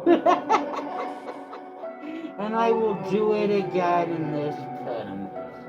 Guapo, you made it to round 2. Congratulations. I'll round of applause for you.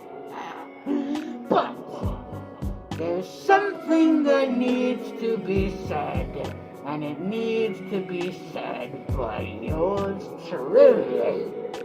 You have stepped foot in my circus, and now you must pay the price. I will mark you down and beat you down, drag you into the abysmal of hell. Guapo, you will not come out of it.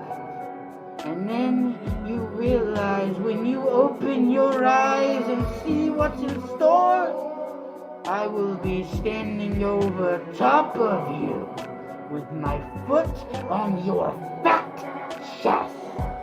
Everyone knows what happens when you play Deviant's game.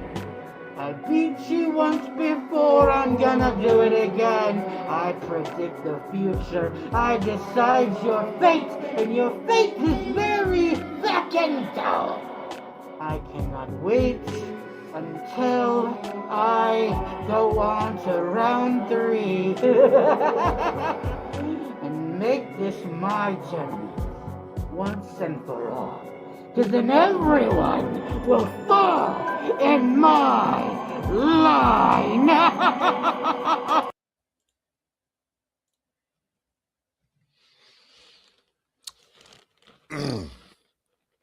Problems with both. Okay. Guapo, very transparent.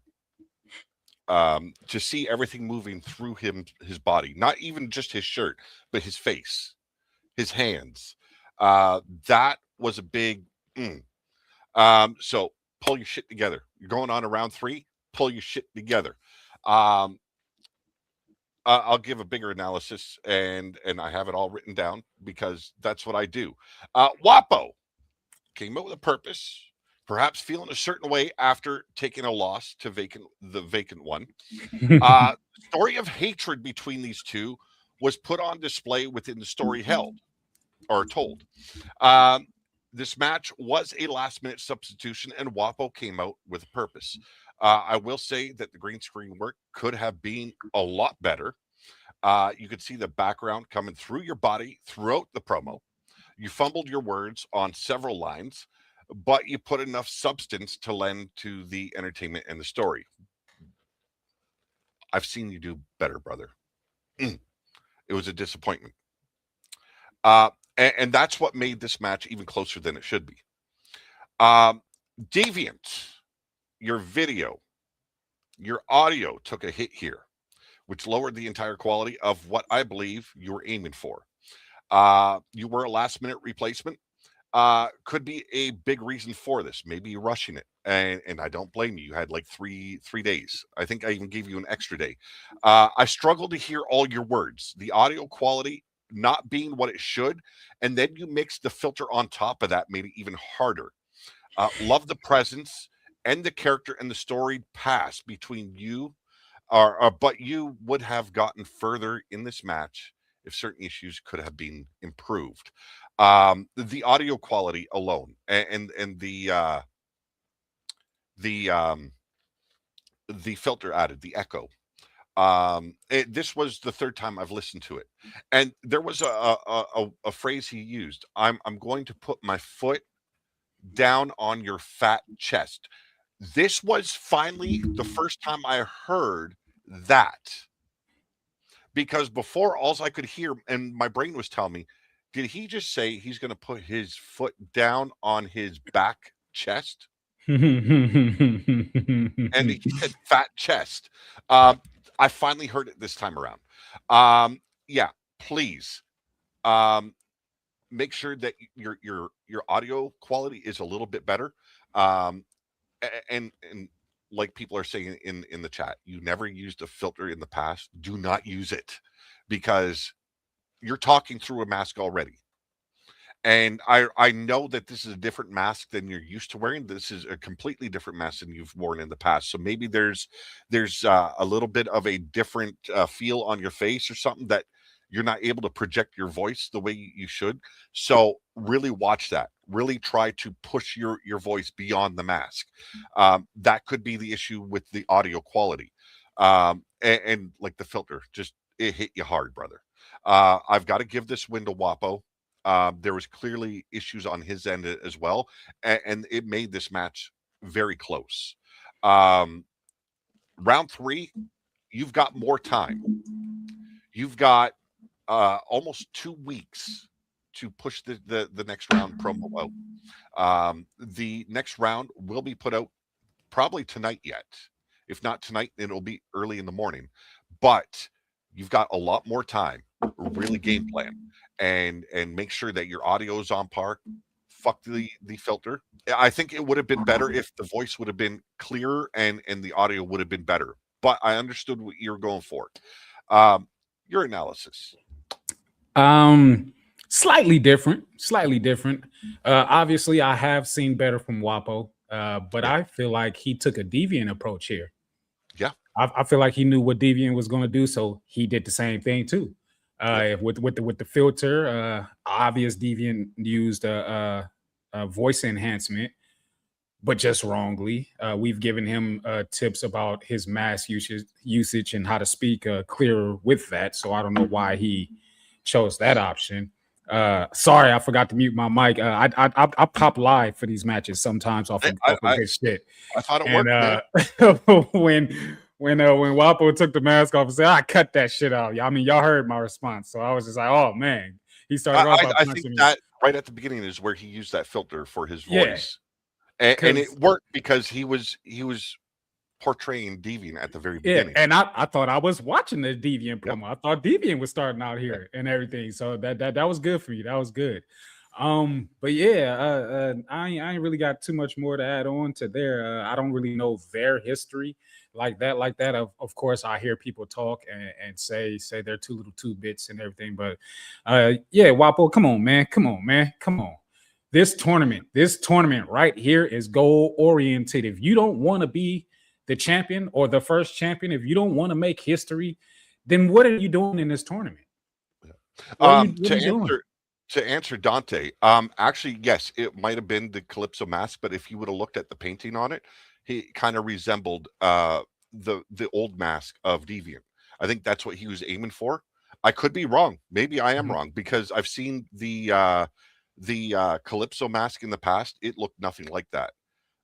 So I think he was trying to rip on Deviant's look a little bit, and I'm directing it at the old mask that I'm used to seeing Deviant with. So he's going to correct me if I'm wrong. Hell, you guys probably already corrected me. But that's the way my mind seen it. that it was a spoof on Deviant? And even with you not having the insight that everybody else may have, that's something that's important that everybody else needs to pay attention to, because you have people that's not familiar to this game that could be watching for the very first time and have the same thoughts that Pete's having. You know, regardless if y'all have more insight, you always want to make sure that what you're giving is feasible and digestible to a new watcher or old watcher. You know what I'm saying? Somebody that knows you and somebody that doesn't. You always want to make sure that every promo that you give is going to reach the masses, not just your lane of people that you're comfortable with. But interesting enough. Yeah. I don't think Deviant's bad. I don't think he's bad at all. I just think he needs to listen to the tips that people give him and kind of tailor it better. Yeah, and one thing I give him credit on, he knows how to make his presence on the screen. Like the overall look, the aesthetics of what he's going for. He doesn't use green screen. We all know that. I don't hit on anyone for that. But he darkens the screen enough so that way you're not focused on the background. You're focused on him and what he's putting across. So I appreciate that. I'm not going to shit on anyone.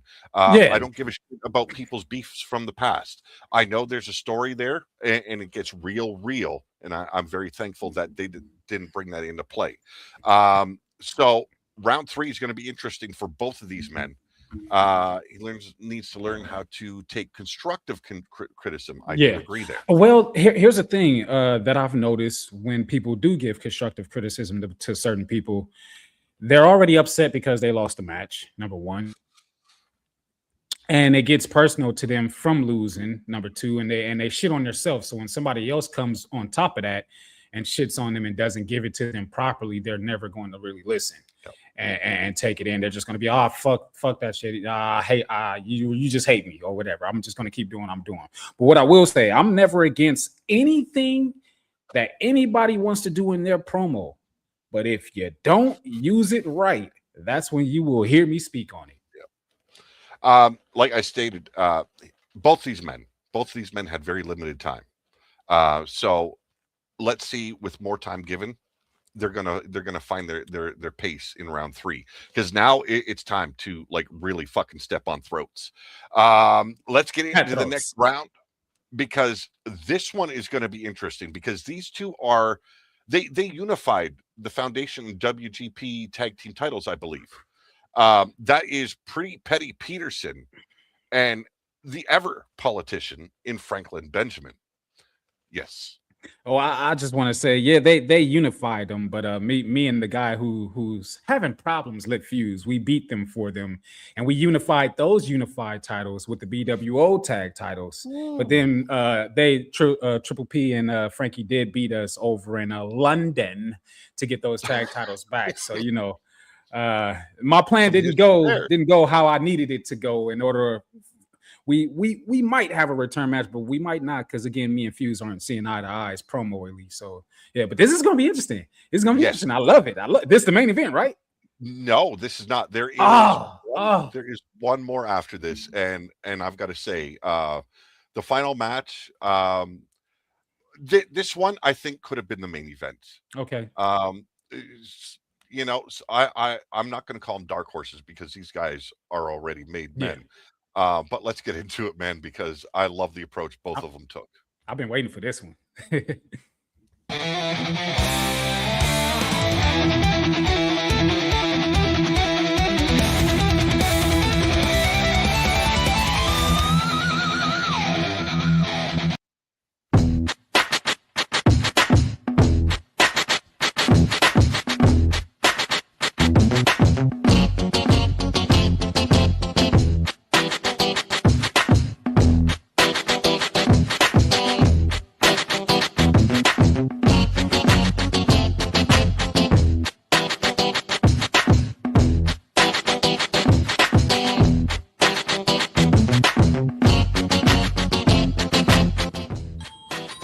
Petey, of all the men they could have put in front of me, they chose the only one qualified to make it interesting.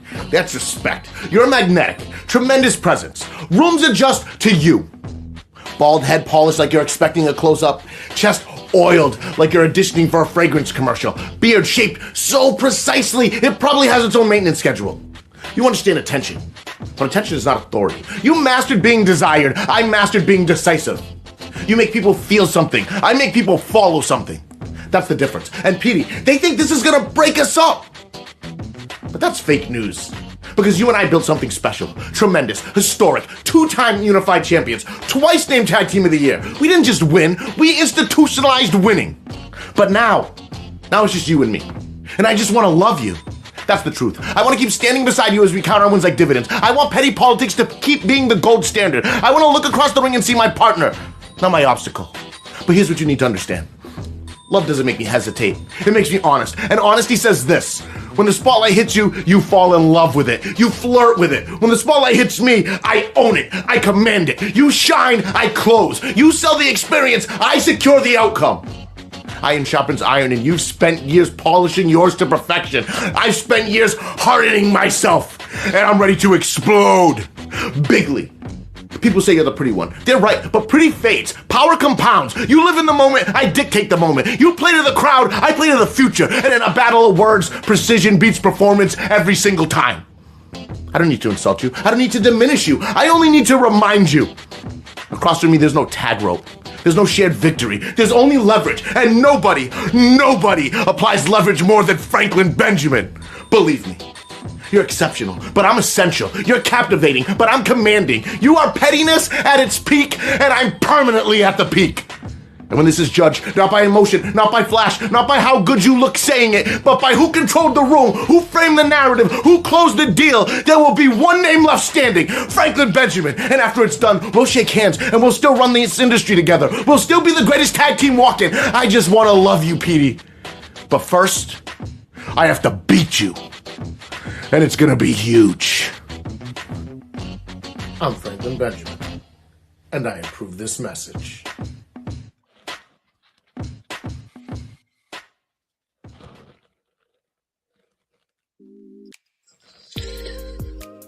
So what am I doing in this interview? Anybody? You're right. You know, I think this is a big opportunity for Franklin to come out and show his skills, and I show my skills. I like it.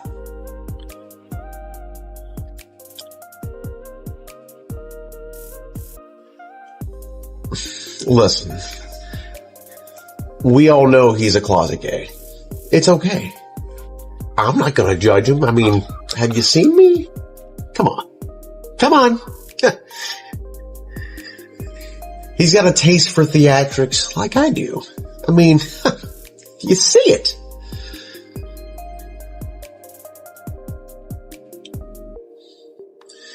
Listen,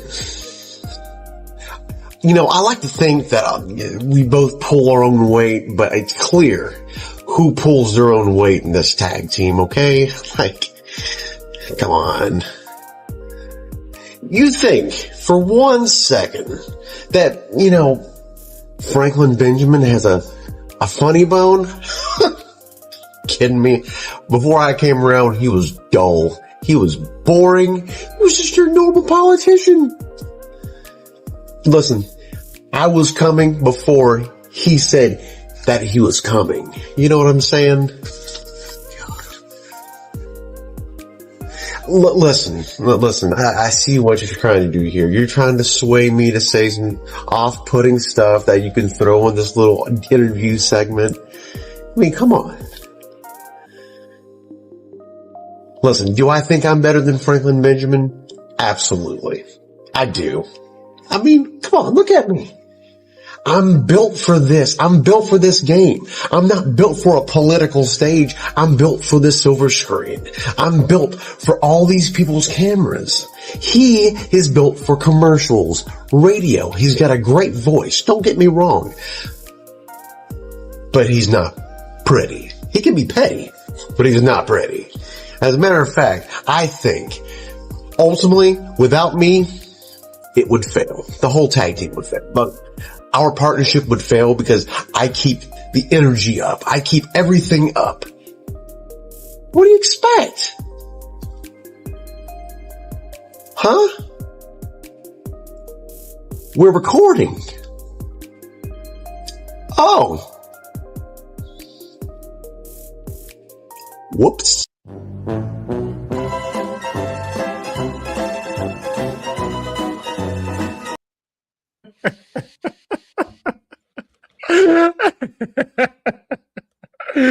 Both of them, man. Both of them. I like to take off my glasses so people can see my eyes when I get real with this shit.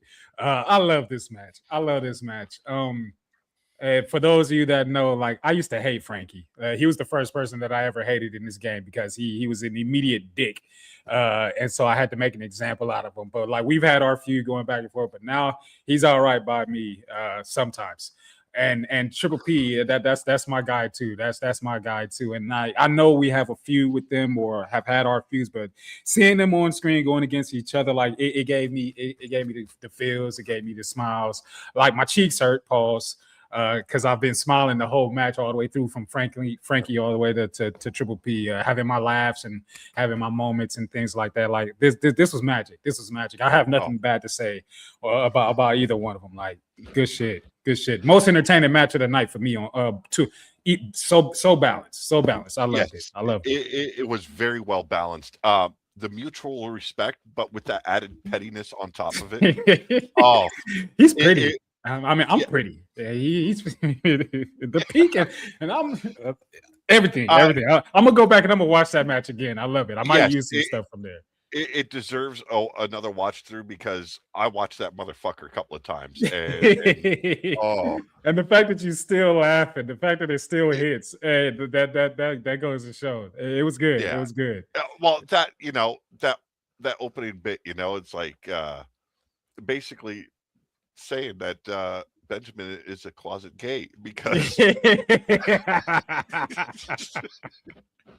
I seen a few in the chat that popped for it, and I forgot to mute myself, so I popped again.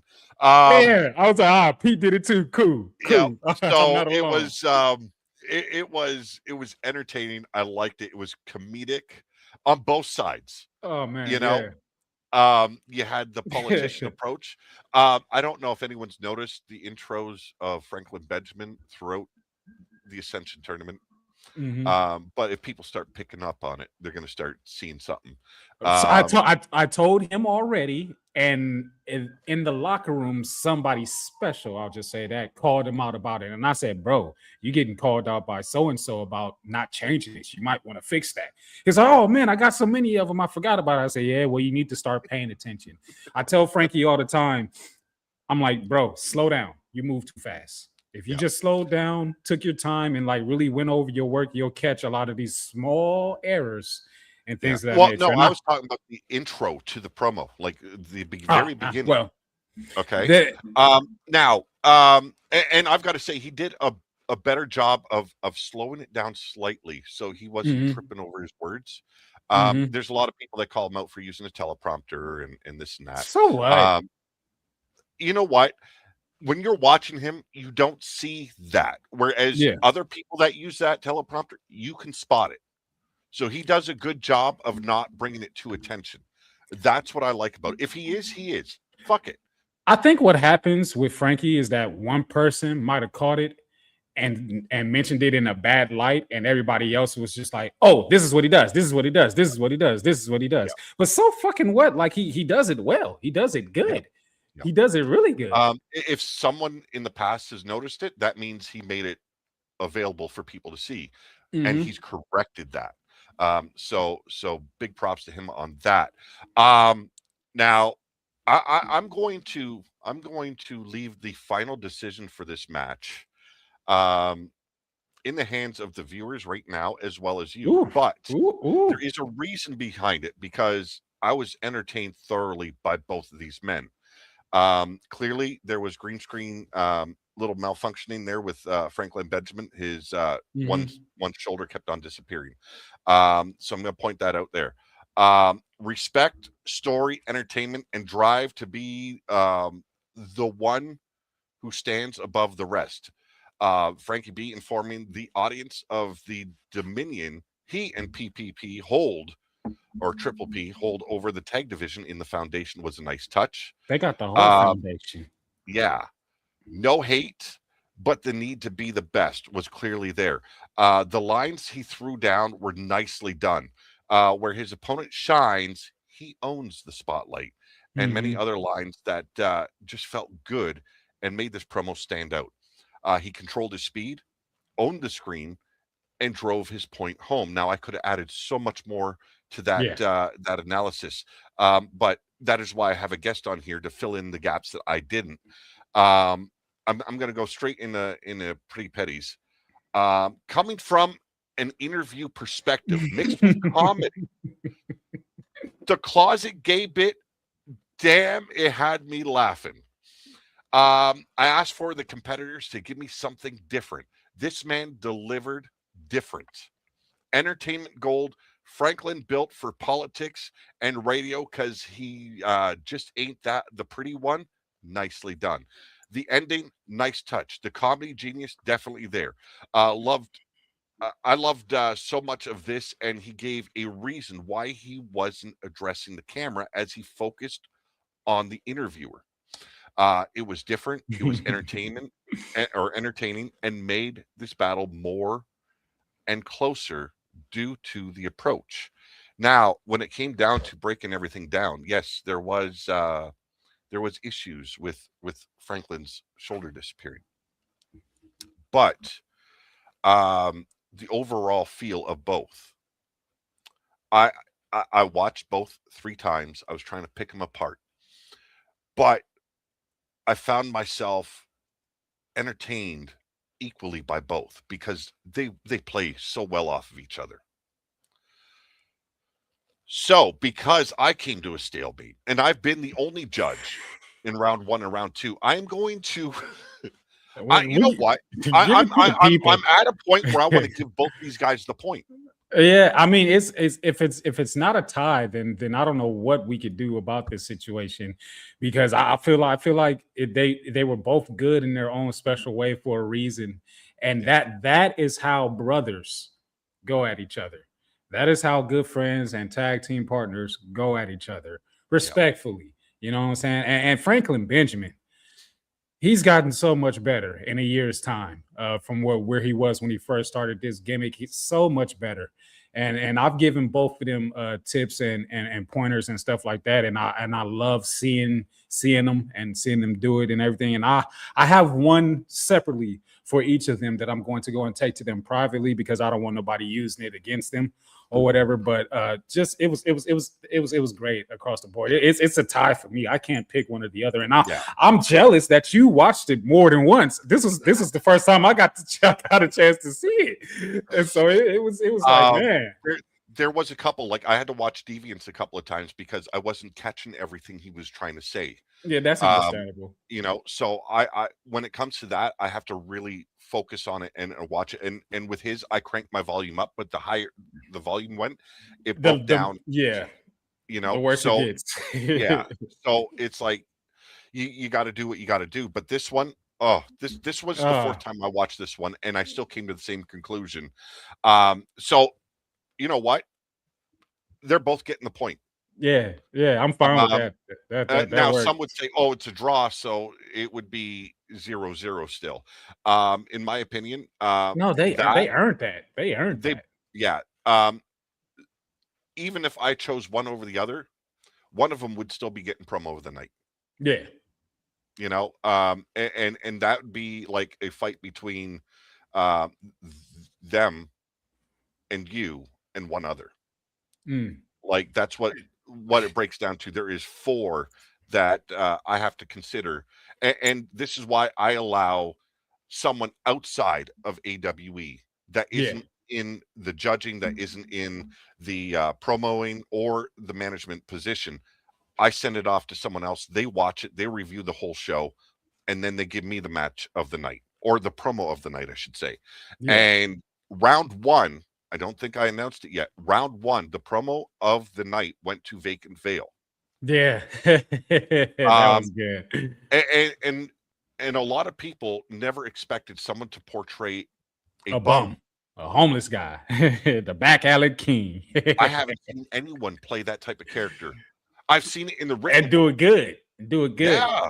I mean, I was a bum on the last show for Mad T, but like nothing like what Vacant Veil does. Nothing at all. I was just making fun of Mad T.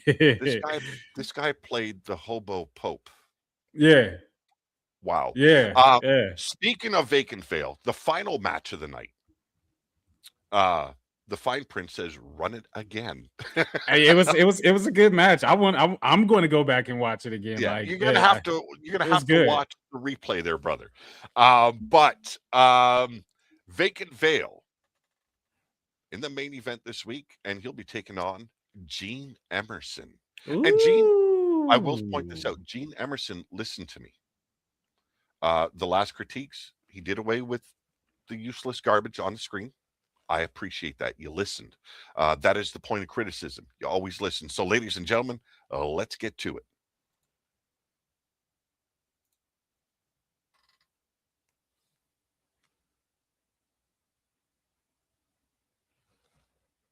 And this is where I forgot to add intro music because I was rushing shit. It's a fancy being me, red like a dumpster dream, every move a crime scene.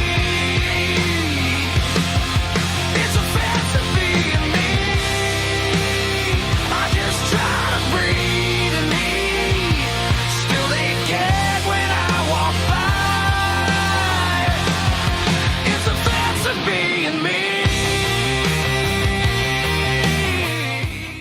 Apex Wrestling Fight Night Ascension Round 2. Mr. Goddamn Gene Emerson, a Canadian crippler. A man so goddamn cocky he's gonna say his name twice versus L-Rated Dumpster, the king of the back alley, Vacant Veil. Now, Mr. Emerson's known far and wide throughout this promoverse, WGP, the Foundation, among other places that he has held championships. He's known for beating rookies down and teaching them a thing or two, and he's also known for bringing his opponents up to bring them down and cripple them. Now, I don't have a problem with him bringing me up, but I see him having a really hard time trying to cripple somebody that's already been crippled by society. Mankind has brought me down and beaten me down to the lowest form of mankind to see. I have dug through dumpsters just for a piece of food. I have stolen. I have done many goddamn things just to survive. And you think you can cripple me? I stand here on my own two goddamn feet without a crutch, thriving and surviving. You say, Mr. Emerson, you can come out here and try to play your cards, deal your hands and set your own goddamn rules. But I follow my own rules. And the one thing you need to keep in mind is the house doesn't always win. Sometimes the house goes bankrupt, the foundations crack, the roofs leak, the pipes seep, and the walls crumble. And while you're sitting in a pile of rubble, my goddamn back alley, my kingdom still stands. Vagrant Veil. You know, coming to do this promo here tonight, this main event promo, I have been racking my brain on what to say to you and how to address you. Not that I don't know how, not that I'm scared by any means. You've got underneath my skin. And hell, Vagrant, hands off to you. Last week, you had a great win. Awesome showing last week. Hell, everybody and their dog loves you. And I fumbled the ball doing basic rookie mistakes. But Vagrant Veil, you see, that's not happening tonight. Vagrant Veil, take a look around. You gotta notice that you're not in your same back alley anymore. Hell, tonight, you're not even in the alley. you're in my neck of the woods. You can thank me for bringing you to the marquee. But enjoy it while it lasts. You see, because you gotta play by my rules. You gotta play my game. The funny thing about this is the chips that you've been having, all the chicken nuggets, not cat nuggets, all the dog steaks that you could have been eating, but real steaks you've been chewing on. You see, the house provided all that. You got all that luxury by the house. And now, Vagrant, on a full stomach, with everybody behind you, now they're asking for you to ante up. It's time for you to shut up or put up, Vagrant Vale. Show out or be put out. Vagrant Vale, you see, the thing is about me is when I'm asked, I show up, I show out, and I showcase the reason why I am better than a half of all these yahoos in this tournament.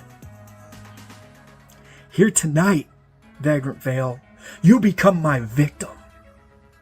You become the victim that should have been last week. Vagrant Vale, with all your funny man antics, with all the people believing in you aside, while you try to pretend to be a hobo king, I'm hobo Messiah.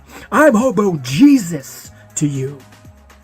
And tonight, your Lord and Savior is going to make you beg and earn every percent of what you have here tonight. Tonight, you're going to understand what it is to be in a fight. Because this verbal assassin, this beast from the east, is going to feast on your carcass, Vagrant Vale. You're going to be a past reminder, hell, a footnote in this G1 tournament while I move forward and showcase to everybody else that when you face me, you better be on your very best, because if not, at the end of the night, you could end up gone.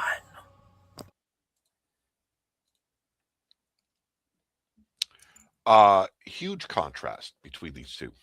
Huge, like leaps and bounds.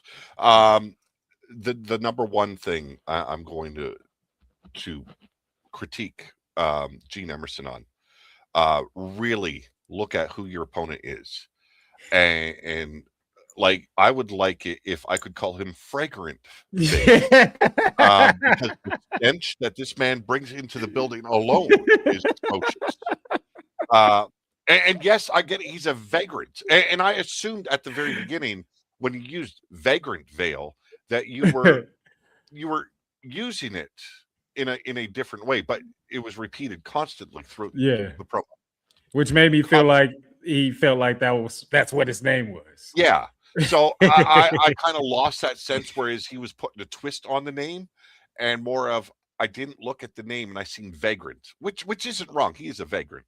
He's a homo. You know? So, and, I like and that. He'd probably be insulted for me calling him a hobo. But homeless he is, and he portrays it well. The grime on his face, and it looked like he was sweating through the grime as well. It was beautifully done, and I've got to say this: he's in this promo verse. I think almost as long as I have been in, which is like 6-7 months. Wow. Okay. His green screen work is phenomenal. Fantastic. There was a small little clip in there that I caught, but other than that, I'm just like, yeah. And it's crazy because I didn't like Vagrant Vale at first because I didn't know who he was, and at the time that I found that I saw him, I was already in another different mental space, coming to do a different type of job because there was some things going on. So I immediately cashed him out, and I told you that. But like once I figured out that okay, he was just in gimmick, and he's just a scraggly bum. Like, okay, I like him now. I love him. I actually love him now. Like, he's my favorite. To talk on Dante's here. I chuckled too when I heard it because it was like throughout the promo, like, you're not vacant, you're a vagrant, you know. So Vagrant Veil, it works, it does. Yeah. But it was said so often that you knew it was a mistake instead of purposely ploy. done. Yeah. And then I believe this is Wapo. Thought he said he does it outside. It looks real enough to be outside. Okay, so it is kind of outside. He's doing all his promos in the garage. There's no heating in this garage. Yeah. So when it's really cold out there, you see the steam coming out of his mouth. It fits it perfectly. So I'm sorry that I'm ruining the imagery for you, Wapo. Okay, I know how real this is to you. I don't know how the man gets himself so like evenly dirty like that to where it doesn't look dirty, but it looks filthy at the same time. Like, yeah, it's crazy. Like, I would like to know. Like, I don't know. I got to interview Vacant Veil. I would like to know how much time it takes him to become Vacant Veil. Yeah, because that's dedication to character, and I always love dedication to character. I'm an actor. I have a movie background and all that stuff. Like, I love it. I love it. Vacant Veil is one of my favorite characters. This man is dedicated to the character. Yeah, I'll tell you that right now. Even a private conversation with him leads us back to Veil. So I know how hard he works on portraying that character. I've got critiques here. Let me see. Okay, Gene Emerson. You got his name wrong off the hop. Watch that, sir. No added graphics that had no meaning. Admitting he was a bit at a loss as Vacant Veil had gotten under his skin with his last performance. That he mentions promo doesn't matter to me so much. I won't judge that where others would. Letting Vacant know he's not in the back alley tonight, but in Gene's neck of the wood. Was done nicely. Some loss for words or finding words seemed to be an issue. The chicken nuggets instead of kitten nuggets, but no dog steaks. It was nicely done, and it was all because it was all because of Gene that he had real steaks and real chicken nuggets instead of animals he's feeding off of in the back alley. Better showing than the last match, sir. Well done. The beginning was really rough. You were able to come back a bit near the middle, but you know, sometimes coming back midway, it still isn't enough. Vacant. You have changed a lot of people's views on a bum competing in the EFED world. And that's a good thing, sir. Your green screen work for someone new to this is exceptional. You know your character well, and I like that. You know your story and use it against your opponent. Going so far to use their story against them, which he did, you know. You won promo of the night in round 1. You might have come close to doing so again. We will have to wait and see. Keep up what you are doing because it works. Championships. Okay, so I like that. He calls them championship. And yes, besides the promo verse, this man is highly decorated in the EFED world.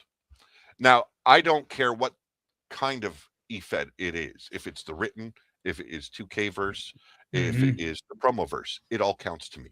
Yep. This man is very decorated. And I knew 2 iterations of this man back when he was known as Danimal. And I never got to see him in the written word compete as Vacant Veil, which I heard he did big things in the written world as Vacant Veil. But here, he's able to put that on display in front of a camera, and he does a phenomenal job at it. It's amazing. Yeah. I loved what he's doing, and he gets the win here. And I think everyone would agree he got the win here. Gene, the loss of words at the beginning and the pausing where you could see he was searching for the right wording, that was a detriment to him. Hmm. What I liked though, he had numbers displayed all over the screen the last promo he did, and he listened, because it's like, if you're going to have that imagery there, please let me understand it, Yeah. because I didn't.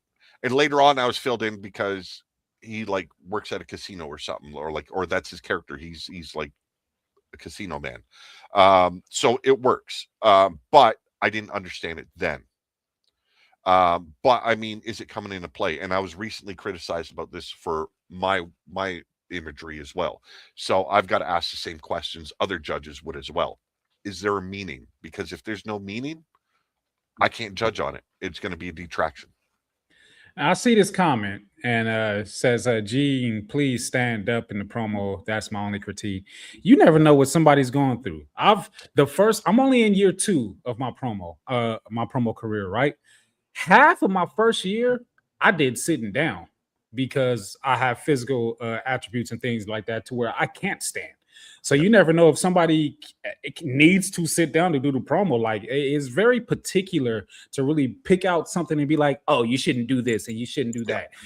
If it works, it works. If it happens, it happens. I'm just looking at the content of what you're delivering and how you deliver it. I don't care if you're sitting down, standing up, unless you're like Purge and you're 7 foot tall. I don't mind you sitting down, but stand up and show your height. You know what I'm saying? Stand up and give body to the camera sometimes, balance it out or whatever. But for whatever reason that he was sitting down, I didn't mind it. I didn't mind it at all. But he just didn't have enough content to go up against Vacant Veil. Like, it was good though, but like, it's not good enough. Yeah. Oh, and answer Dante. No, they had equal time. This was not a last minute switch out. They had 2 weeks, and I gave extra time on the last round because I posted the next round 3 days before the show, so they had ample time. Now I'm the same point of view as you are, but when I know that they could be standing.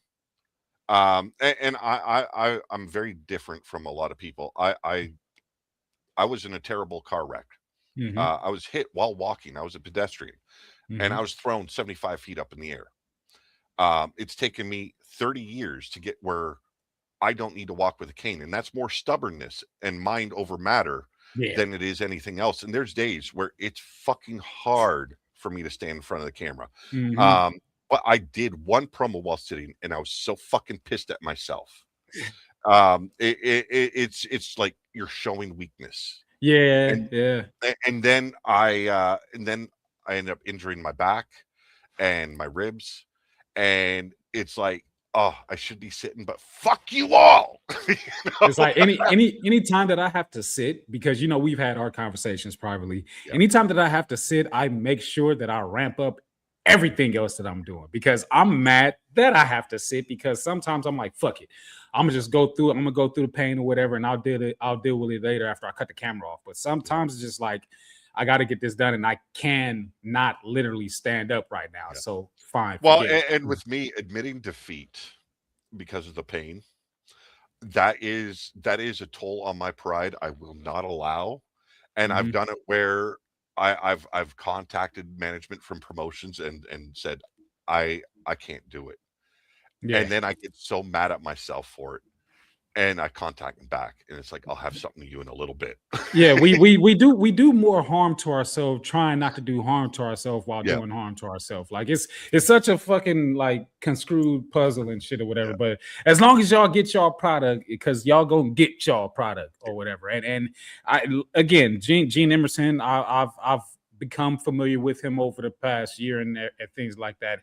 Not bad. Plus, I like that Jacob shirt. I'm always down for Jacob wear. That's my guy. That's my boy. So, but Now- not bad though. He isn't a bad promo artist. He isn't. I think he needs to find a little bit more energy, Mhm. a little bit more aggression. Because when he showed aggression there, it was you could hear that there was that aggression there, but it wasn't vocalized. It was the same tone as the rest of his speech pattern. So that was hard to base it on. But yeah, Vagrant doing an exceptional job. Now, some changes that I'm making. And I'd been thinking about it since round 1, and I didn't apply it. I'm applying it this round. I will make a post in the group showing the outcome for round 2. And I will also post the standings as they are now, coming off of the back of tonight's show. And either later on tonight, I will have the next round up, or tomorrow. But round 3 is going to be interesting. Things are heating up. Mad T is shifting to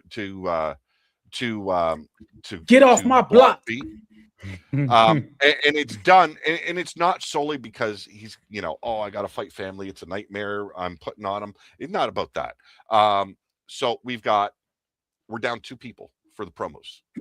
So I've got to even up 1 block in order so that way it stays even. So instead of 8 competitors in block B or block A, there's 6. There's 8 in block B. So there's going to be a slight edge for someone, and it's for them to pick it out. They don't have to worry about Mad T anymore. I don't think anyone is. I already took care of him. We all laughed at him the last episode, so great. But I want to thank everybody for joining us here tonight. I appreciate the time you've given. Those that watch the replay, thank you very much. Make sure you hit the thumbs up, ladies and gentlemen. If you're new to the channel, please subscribe, especially if you enjoyed what we're throwing down for you. Any final words you want to throw down there? Advice for round 3. Man, please take heed to all the advice given, regardless of where it comes from. There's always good within it. Pull positives, always pull positives, and just be competitive, you guys. There's something on the line here, and it's called a brand new world championship that nobody has ever held before. I don't know about y'all, but each and every round, somebody is going to get something different, because that's just how I get down, and I'm going to tear y'all a new one, and I hope that y'all show up to make sure that I don't, because that's what I'm here for, primarily, outside of some other things. But outside of that, great show tonight. Also, great show with Foundation WGP. Go check that out. Also, great show earlier this week with Elite Marks. Harder of a Shooter, I believe. BWO was Sunday. Another great show. Go check that out. Good Golly Psychology airing tomorrow. So make sure you check that out. Smart Psychology, my brand, my podcast. We always got something going on. Watch-alongs coming, interviews coming, season 7 coming up, show 300 celebration coming up to end season 6. I mean, it's going down in the promo verse, and I'm just glad to be a part of it. You know what I'm saying? Yeah. Overall takeaway, ladies and gentlemen, enjoy what you're doing. Have fun with it.